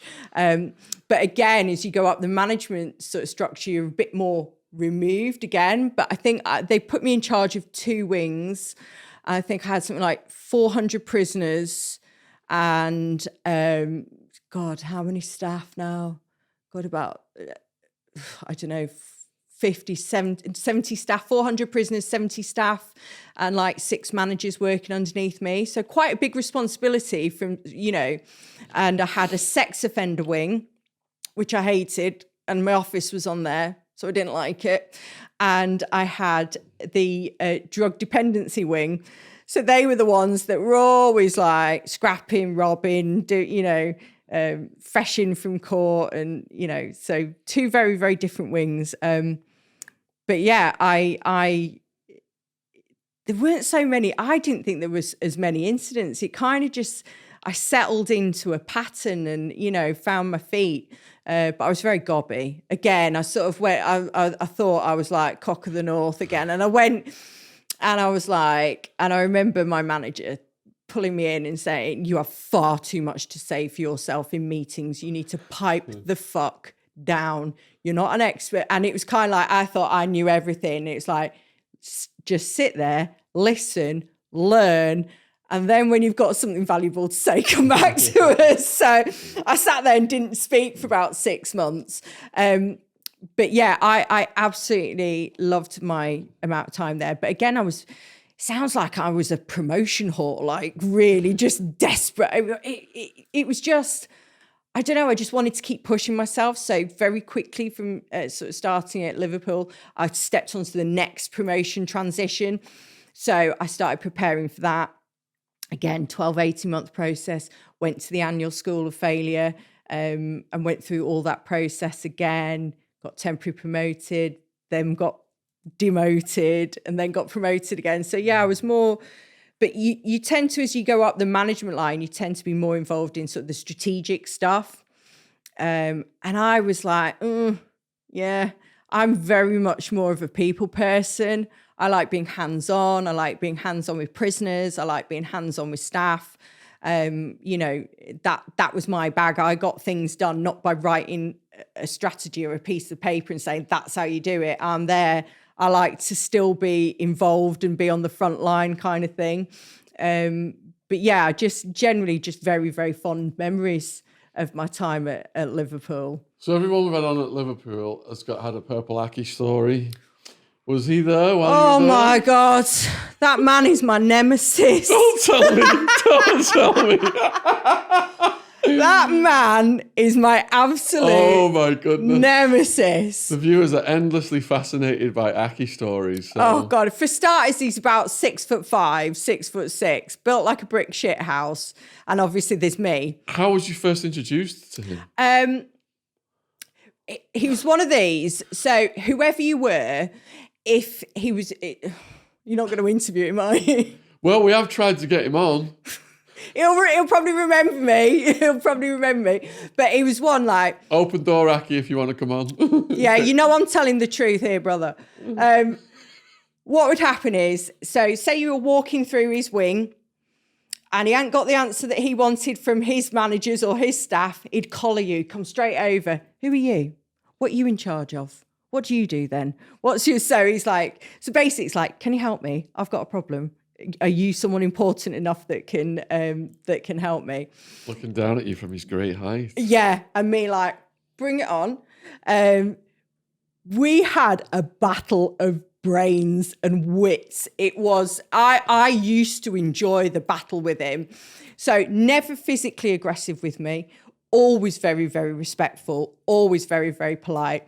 But there was always something going on behind the scenes, always with him. There was like, he might be out cleaning one day, and then the next day he's on the segregation unit, swearing blind to you that he doesn't know what he's doing down there. He doesn't know what he's done wrong. And you'd be like, yeah, but you've done this, this, and this. No, I haven't. He believes his own story every time. But we would we would to and fro like tennis, like battle of wits, particularly when he was on the segregation unit, because you get seen by a governor every day on the segregation unit. And at one point, I was also the principal officer of the segregation unit. So I'd go down every day and speak to the prisoners and speak to the staff. And every day I'd be like, why am I here? you're here because you've done X, Y, and Z. But I haven't done X, Y, and Z. But you have. And he knew his stuff. He knew his prison stuff. He knew his prison law. He knew the rules inside out. So when you dealt with him, you had to be on the ball and you had to know your stuff. And also, whatever you said to him, you had to be careful because it'd be misquoted or misused, or it'd be like, to another, Mr. Dalgleish said this. Mr. Dalgleish didn't say that. You know, he was... But he's got a very strange background. I don't know if I can sort of speak about it, but his offences are, it's been spoken about. It's in the press. Yeah, because he was the only squeezing muscles. Yeah, and because he used to come to my town, but I was always home studying when he hit my mates up and was squeezing the muscles and making them squat him. But, I will deny that. But my best friend Wildman, who died a year or so ago, he used to get in the car with Aki and show Aki around. So I know loads about Aki. Yeah. The weird thing is, when I left for America in 91, Aki was the front page of the Witness Weekly News for squeezing muscles and stuff. I came back from America in 2007. And he was still... Go to the shop, front page, Witness Weekly News, whatever it is. Yeah. This big guy squeezing muscles. So one of the things we used to argue about was he was issued with a sexual prevention order, but he's never technically been convicted of one of those offences. So there was a lot of... I think he was at one point like the only person in the country that had been slapped with this order, but not... a lot of it was intelligence-based and stuff like that. So we used to argue the toss about law, and I think he used to try every way to sort of get out of it, because when you are on what we call an SPO, your conditions for release are just like... So I remember releasing him off one of his sentences, and you have to go through the conditions of release. So say a general prisoner might have half a page with 5 conditions on. He had 6 pages with hundreds of conditions on. And we sat down and I said, right, I've got to go through all this with you. And he went, no, you don't, Miss Dalgleish. I'll just sign it. But I'd been told, no, you have to be very, very specific. So we sat there for about an hour of him eye rolling at me and me going, I know, we've just got to get through it.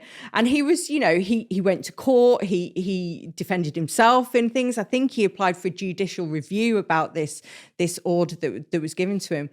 But, I remember sort of years ago that, it used to be sort of like an urban legend, and like kids used to be threatened with, if you don't get home on time, if you don't do what you're told, Purple Aki will get you. And he is a physically intimidating man. I think what makes him more intimidating, not that I was intimidated by him, but what makes him more intimidating is the fact that he has brains as well. He's incredibly articulate. He's got the ability to integrate himself, and he's got an element of charm there as well. But then you hear, and it's really difficult to marry up these stories that you hear with the man that you see. So there was all the rumours that a young lad had died running away from him and stuff like that. Yeah. But, and people used to laugh at him and say, oh, all he's doing is squeezing a few muscles. And then you're thinking, well, that's all we know about, or all we suspect. I just think he's quite dangerous. And well, they said to him in Jeff Ollerhead, we had on, if people want to watch the Jeff Ollerhead podcast, he was in Walton with him. And Jeff said that they said to him, are you gay? And Aki was like, no, I'm not gay. And they said to him, well, why don't you just get a job as a masseur?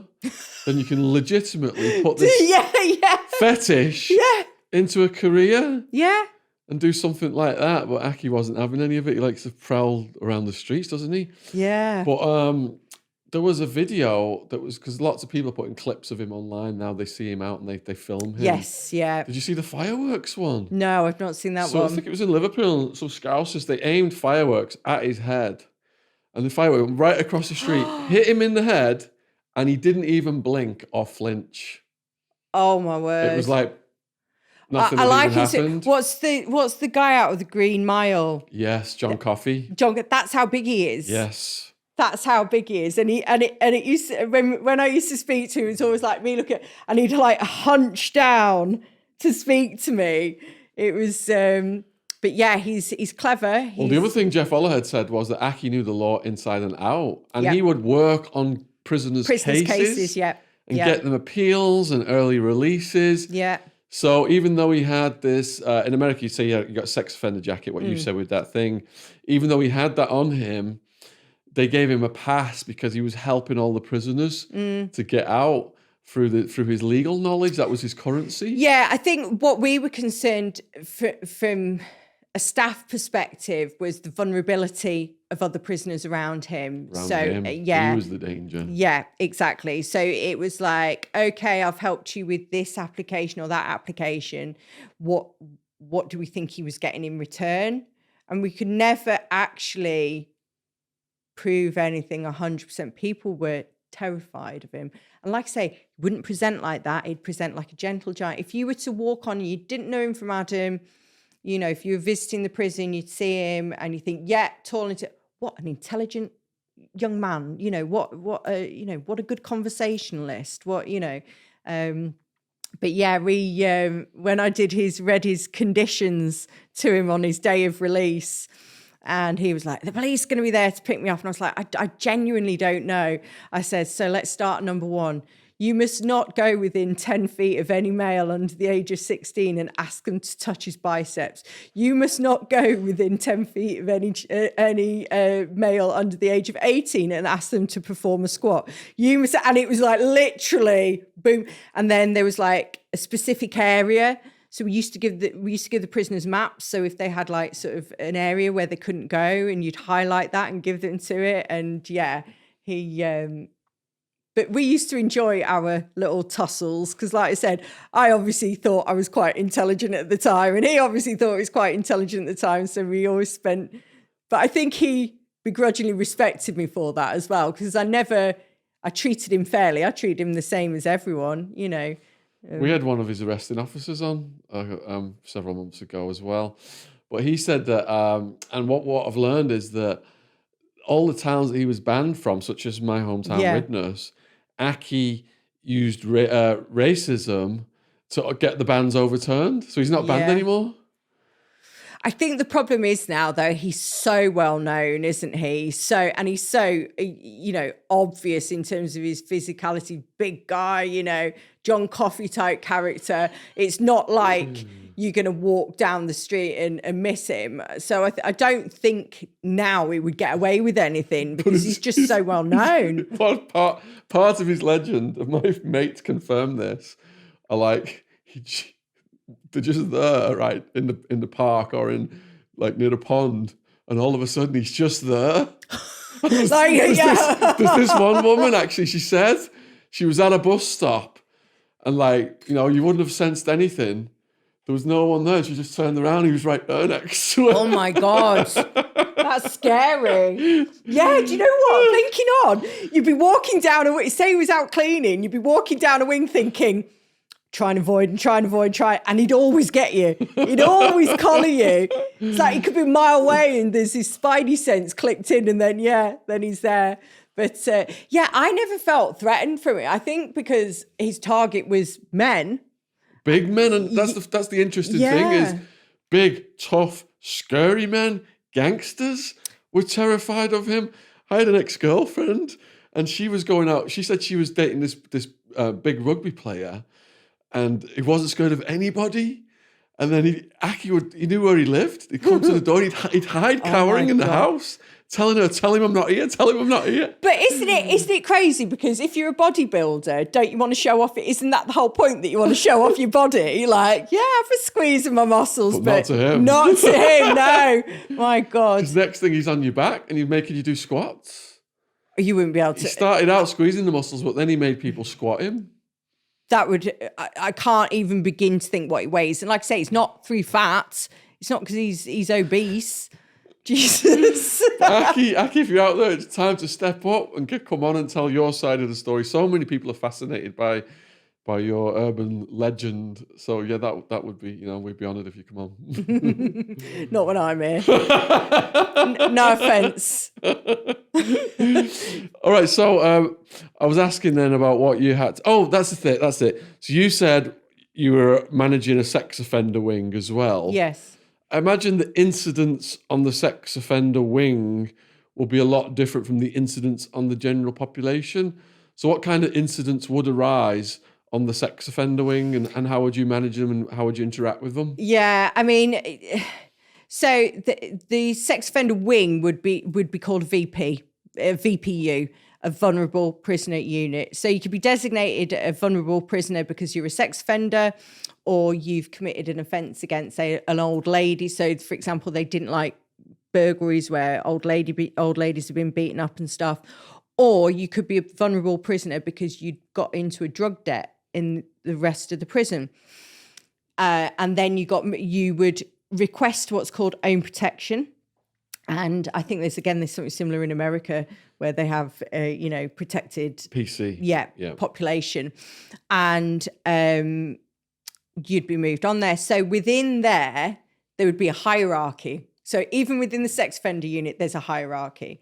So you've got the vulnerable prisoners that are being bullied and beaten up and really vulnerable on the other wings, but move on because they think they're better than the sex offenders. So they're at the top of the tree. So the ones that are victims elsewhere suddenly become the bullies in the top of the tree. Then you have the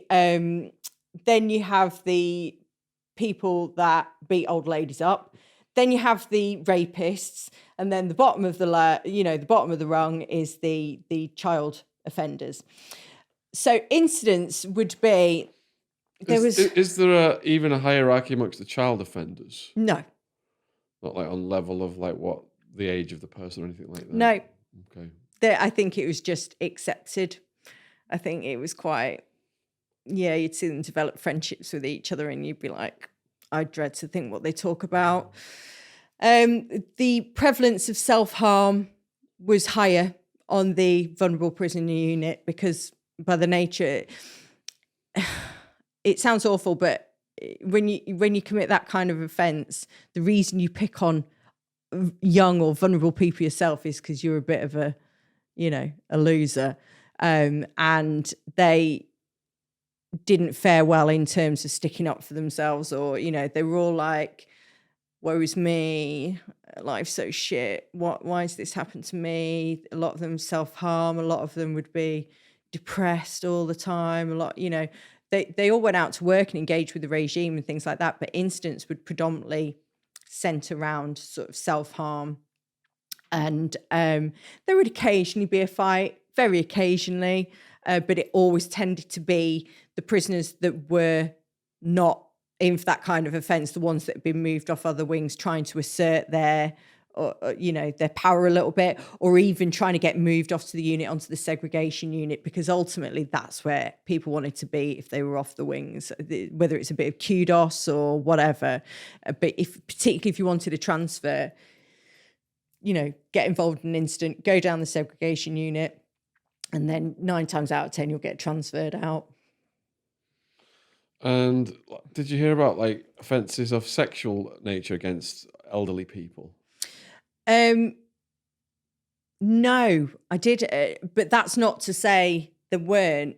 I mean, that's quite uncommon. They're called what? Gerontophiles, aren't they? Like granny rapists. Yeah, gerontophiles they've called. I think we had like one guy in, but there was none of like, is it the Stockwell Strangler type guy who went, the guy who went in the 90s and raped and killed a lot of old ladies down south, and men as well. But yeah, it's very, very, very rare, very rare. There were quite a few in for sex murders. So, rape. Partners. No, there was one guy. I wish I could remember his name now, but where I lived at the time, I lived in a place called Lee. It's in Lancashire. It's sort of on the way to Manchester. Oh, yeah, Lee. Yeah. Next to Newton Lee Malone. Quality place. Yeah. So there was a guy, and I remember reading about it in the newspaper, and he ended up on my wing. So he had, he'd not killed her, but he'd almost killed her. I think his intention had been to kill her. And he raped this woman and basically beat 10 bells of shit out. And I mean, pulverized her face to the point she was completely disfigured for life. So she'd been sexually attacked completely. They had to rebuild her whole face.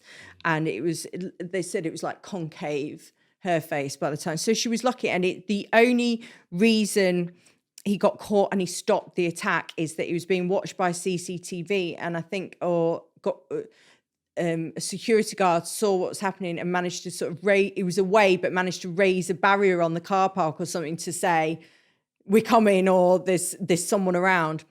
Anyway, he ended up on my wing, and he ended up being one of my prisoners who was at risk, as in classed as vulnerable because of the offence that he committed. And I remember interviewing him. I had to interview him for some reason. Can't remember what for now.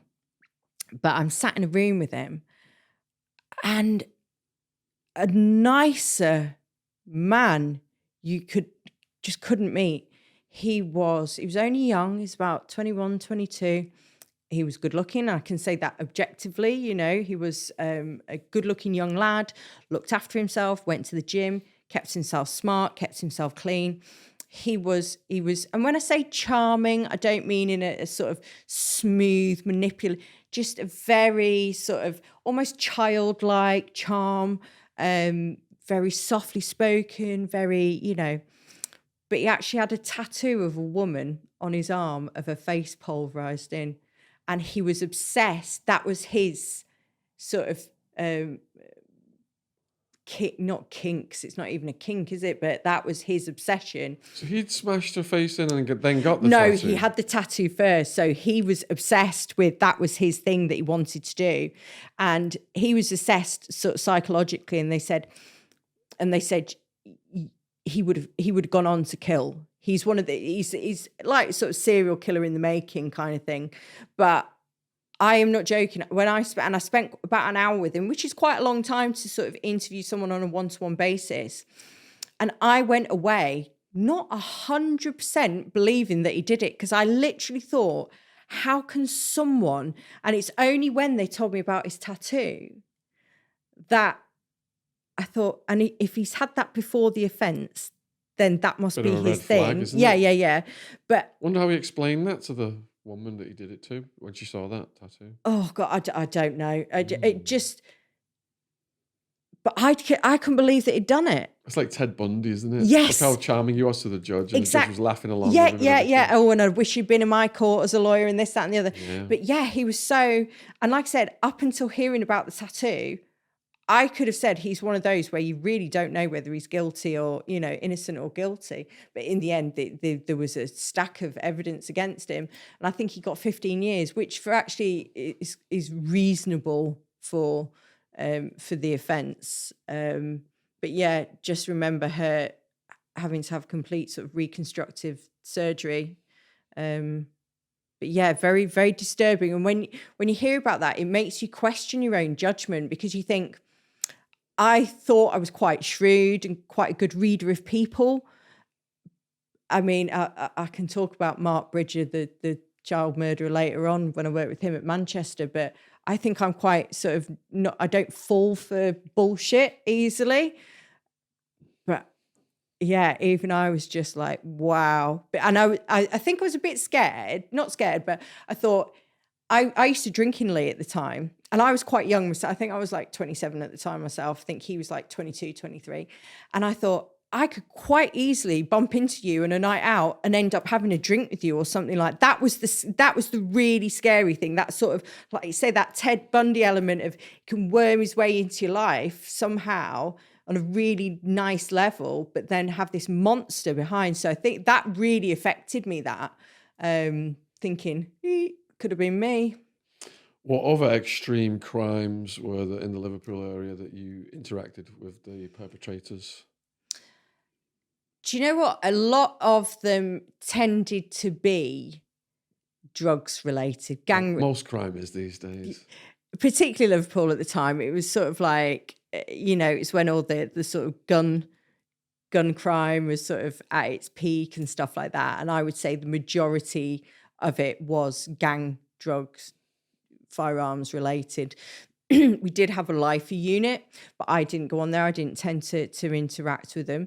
And also, you've got Liverpool's Category B prison, and it's a local prison. So the more extreme offences, even sort of the more extreme murder type offences, would go to Manchester. So it was like, well, I say extreme, to me they weren't extreme, but you probably think, a catalogue of sexual offences against boys, or, these armed robberies and massive importation of like cocaine and heroin. And I'm like, well, that's not extreme.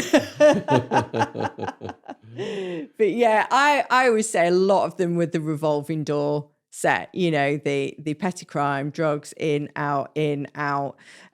Even the sort of gangs and the stuff like that, we never got the kingpins. Or if you did get the kingpins, they'd go to Manchester, the Category A prison, and you'd get the sort of foot soldiers type of thing. So there was never to me anyone that really stood out in terms of their dangerousness. It was just your general, this gang slashing this gang up again and dealing with that. That was very common. Slashes to the face, slashes to the neck. Is that like in London then they got postcode wars that have gone over into the prison systems, but they've got like drug gang rivalries in Walton? Yeah. It was quite regular. It was like managing a group of children. So you'd have like about 6 or 7 functioning gangs in there, and one would have a problem with one, and then they come to you and say, such and such has threatened me, so I need protection, I need this. And you would spend your days running around trying to mix gangs up and separate people. And then I used to be like to them, because you choose to live the lifestyle you live outside, I'm now sorting your shit out whilst we're inside, But the threat was real. The threat was definitely real to them. Some of the face slashings that I saw were like, whoa. Because there was a lot of shootings in Liverpool as well, wasn't there? Yeah, there was the guy that was shot outside, not Forest Bank, the other, it's a private prison in Liverpool, can't remember its name now. There'd been a shooting outside there. The guy was shot right outside of the prison? Yeah. What was that about? Gang warfare, again. Gang retaliation. But whatever happened outside the prison always replayed inside the prison. So if you think of particularly a local prison like Liverpool, if you think of it as like a microcosm of the wider community, but it was more magnified. So there was a firearm discharged outside the prison when I worked there. It was and it was like, crikey, we're coming out dodging bullets now. But it's, and we were always fearful that a gun would make it into the prison. That was always our biggest concern. But fortunately, they kept it to fighting with knives in the prison. But yeah, definitely, there was always tit for tat, always. And it was, and like I say, whatever happened outside, the repercussions or the retaliations would happen inside. How did they source those shanks? Crikey, anything you can think of. Absolutely anything you can think of. They're so inventive. I mean, the common one is the toothbrush with 2 razor blades melted into it. So when you slash the face, because the 2 cuts are so close together, you can't stitch them that way because it'll leave a gap. So that create like a permanent scar. So you can't stitch them. So yeah, they have lots of not woodworking shops, like workshops where there's always access to something, because unless your eyes are absolutely everywhere all the time. Where do they hide them? Are there constant searches? So there's 2 types of searches. So there was always like a rotational search. So every cell should be searched once every 6 months, just a general sort of, and then there would be intelligence-led searching, which would be a piece of information's come into us to say such and such has got a weapon. Here's where you'll find it. Go and find it. A lot of the times they'd hide them in the showers and sort of communal areas so that it couldn't be pinned down to one person. Which is understandable. But every day the officers were supposed to enter the cells and have a quick scan, but that's not gonna, they're so inventive at, hiding places. But communal areas were always really popular. Like because, library books. yeah, like the backs of TVs and things like that, and in the soles of the shoes. And Are you guys clear tech in this country? Everything is clear in America, so your TV's all clear plastic, your Walkman's all clear plastic. So guards could come in, they could see inside the TV. Everything. No, I've not. I've seen it, but it's not something that. Yeah, we're a bit behind in terms of resourcing the prison service in the UK. But yeah, that's a fabulous. That would be a fabulous way forward. And the other thing is, you can't have any volume in America, like on. Oh, You've got if you've got a TV, you got a headset to it, which is a clear tech, or a Walkman clear with your headset. You can't have volume on. that sounds like heaven. Honestly, when Liverpool and Everton used to play, the first time I ever heard it, I was like, I think I was working on the centre. I was in charge of the prison again, orderly officer, and this rumble started, and the doors. So if you think of like 1,000 prisoners all kicking the doors in at the same time when one scored or one hasn't, and it was crazy. And then you've got the disruptive prisoners who like to sleep all day and then keep you up all night. And they bang and bang and bang and bang and scream and shout. And See, if they did that in America, they would get smashed for keeping everybody awake. sometimes they do, yeah. But down the segregation unit, All the doors are closed. all the doors closed and they don't mix anyway. Cell So warriors. yeah, exactly. So they can just sort of create havoc. I used to hate night shifts, or it just generally like people, like say, playing really loud music, and there's not a lot you can do. I mean, I would hate it. What was the worst violence that happened at Walton? Oh God, again, there was quite a few. There was one day, so nearly all the cells at Walton are double cells, but there are like a few cells which are almost like dorm cells. So you might have 4 or 5 in a cell. And yeah, so there was this one day, and I was in university when because I was a governor there at one point as well, but I was orderly officer in charge of the prison, and I had a governor working above me. And these 5 lads in this cell, they'd taken something. We don't know what they'd taken, but there's 5 of them. So bearing in mind, when you're dealing with one prisoner who's kicking off or barricading, you need 3 staff, and with a backup member of staff or 2. So let's say 4 staff. So you're on an evening shift where you've not got a lot of staff anyway, but you need at least 20 staff now to deal with these 5 prisoners. And the layout of the room, so it was like a little bit of a normal cell is designed just like a box, so you can see straight through it. There's no hiding corners. You can go in. It's quite easy to pin someone down. But in this cell, because it was bigger, it was more on an L shape. So there was parts that you could see, parts that you couldn't. So you didn't have a clear line of sight. So basically, you were going in blind. Anyway, they were off their heads. I think they'd been drinking hooch, actually, which is like prison brewed alcohol. And it was like, shit, we need like 20 odd staff, if not more. So we locked the rest of the prison away. I'll never forget this. It was awful. So they'd got a load of broom handles in there. So it was when we used to have like the wooden broom handles, and they had, there was like one door with one perspex glass spyglass. And I remember, I think it was you, Harvey, if you're listening to this, a very good friend of mine. I remember the cell hatch opening and this officer going towards to look like that. And I just remember seeing this sharpened broom hand. It didn't hit him, don't worry. I know, yeah. The reflexes on this guy. This sharpened broom handle just went smash through the glass. And it was literally, I saw it in slow motion. It wasn't, but his reaction and it was like, there. I was like, shit, they're out to play. They're out. These guys are out to play. Now, if you think yourself, when you're pissed, when you're drunk, it's a nightmare, isn't it? It's like just dealing with drunk people when you're sober, but think of 5 that have smashed the cell up. There's water everywhere. There's broken furniture. They've got weapons. You haven't got a clear line of sight.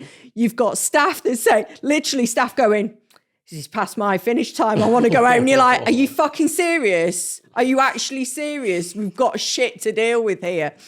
So fortunately, the governor that I was on was quite hard line. He was like, we're going to get in there. We're going to smash it. And we're going to drag them out and so when you get the go ahead, everyone's like, yeah, everyone's like ramped up. Wow. So we have anti-barricade doors. So obviously what would happen is you have a big steel heavy door and then the prisoners would pile up all stuff behind. So that's another issue. So that delays staff. So one of the things that is on our side is rapid entry.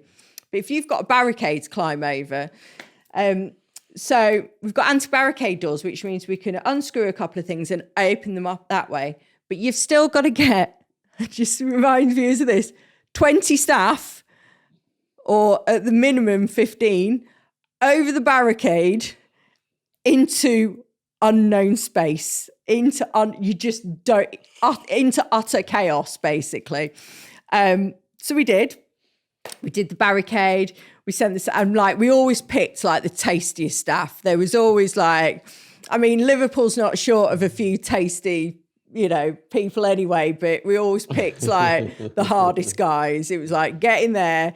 And no offense, I'm always a bit of a liberal, softy, lefty me, but it's like, get in there, smash the shit out of it, get it done.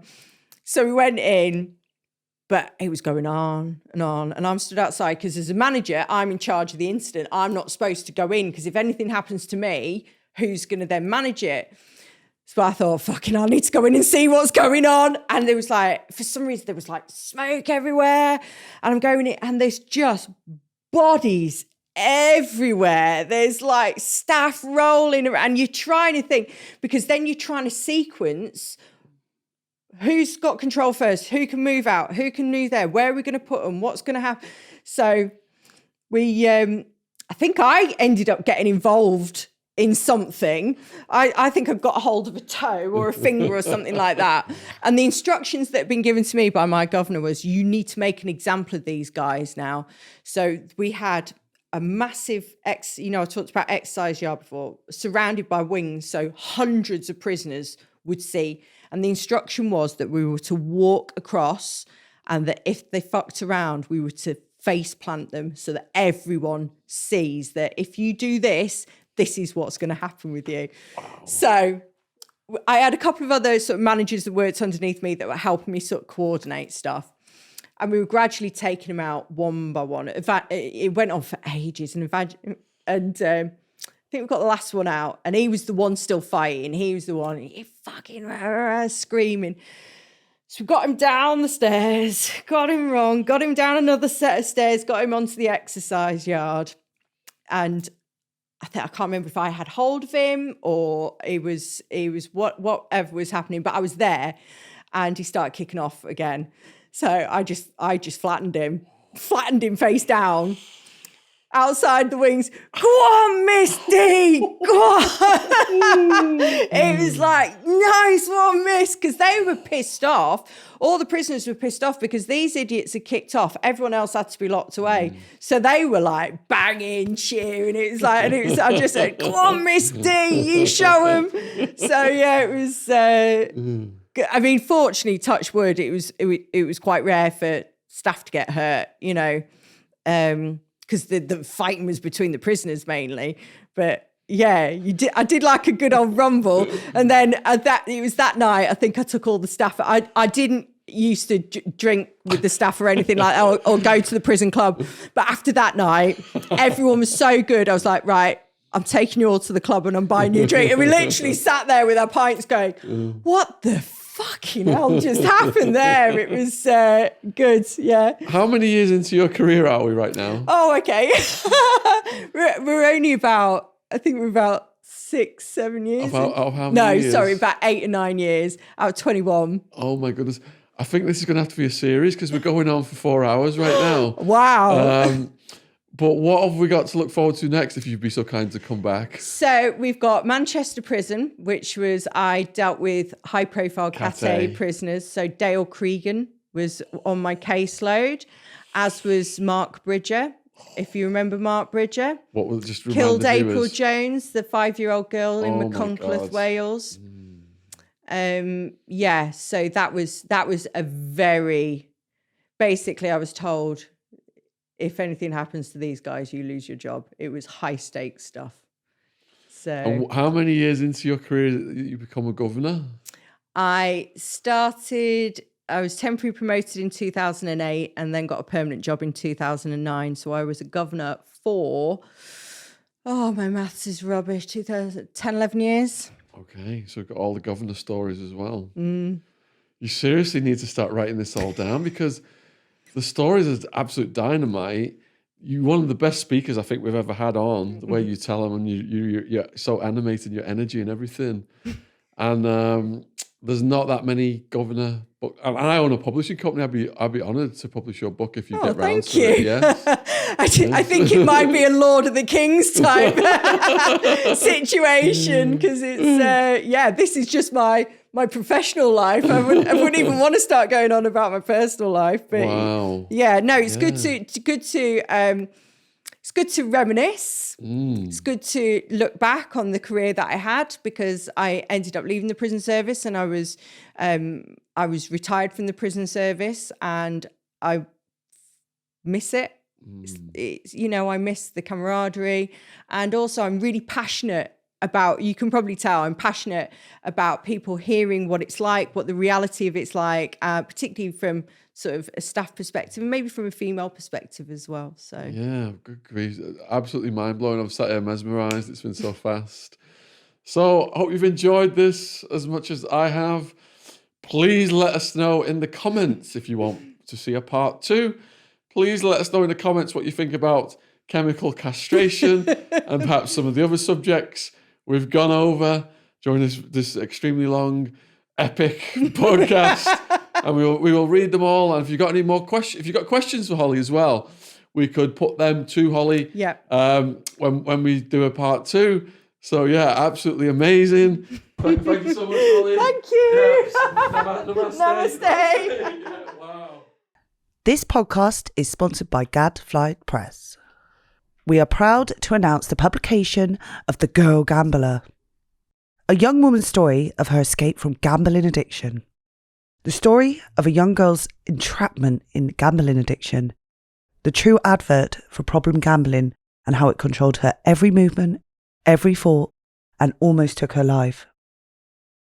How the guilt and shame that go hand in hand with addiction stopped her from reaching out for help for 8 years, as she didn't feel it was okay for a young female to be a problem gambler. How she believed it was a male-dominated problem, and how eventually she did find the tools that enabled her to become free of her addiction. Available worldwide on Amazon. Link in the description box below this video. Thank you for supporting our sponsor.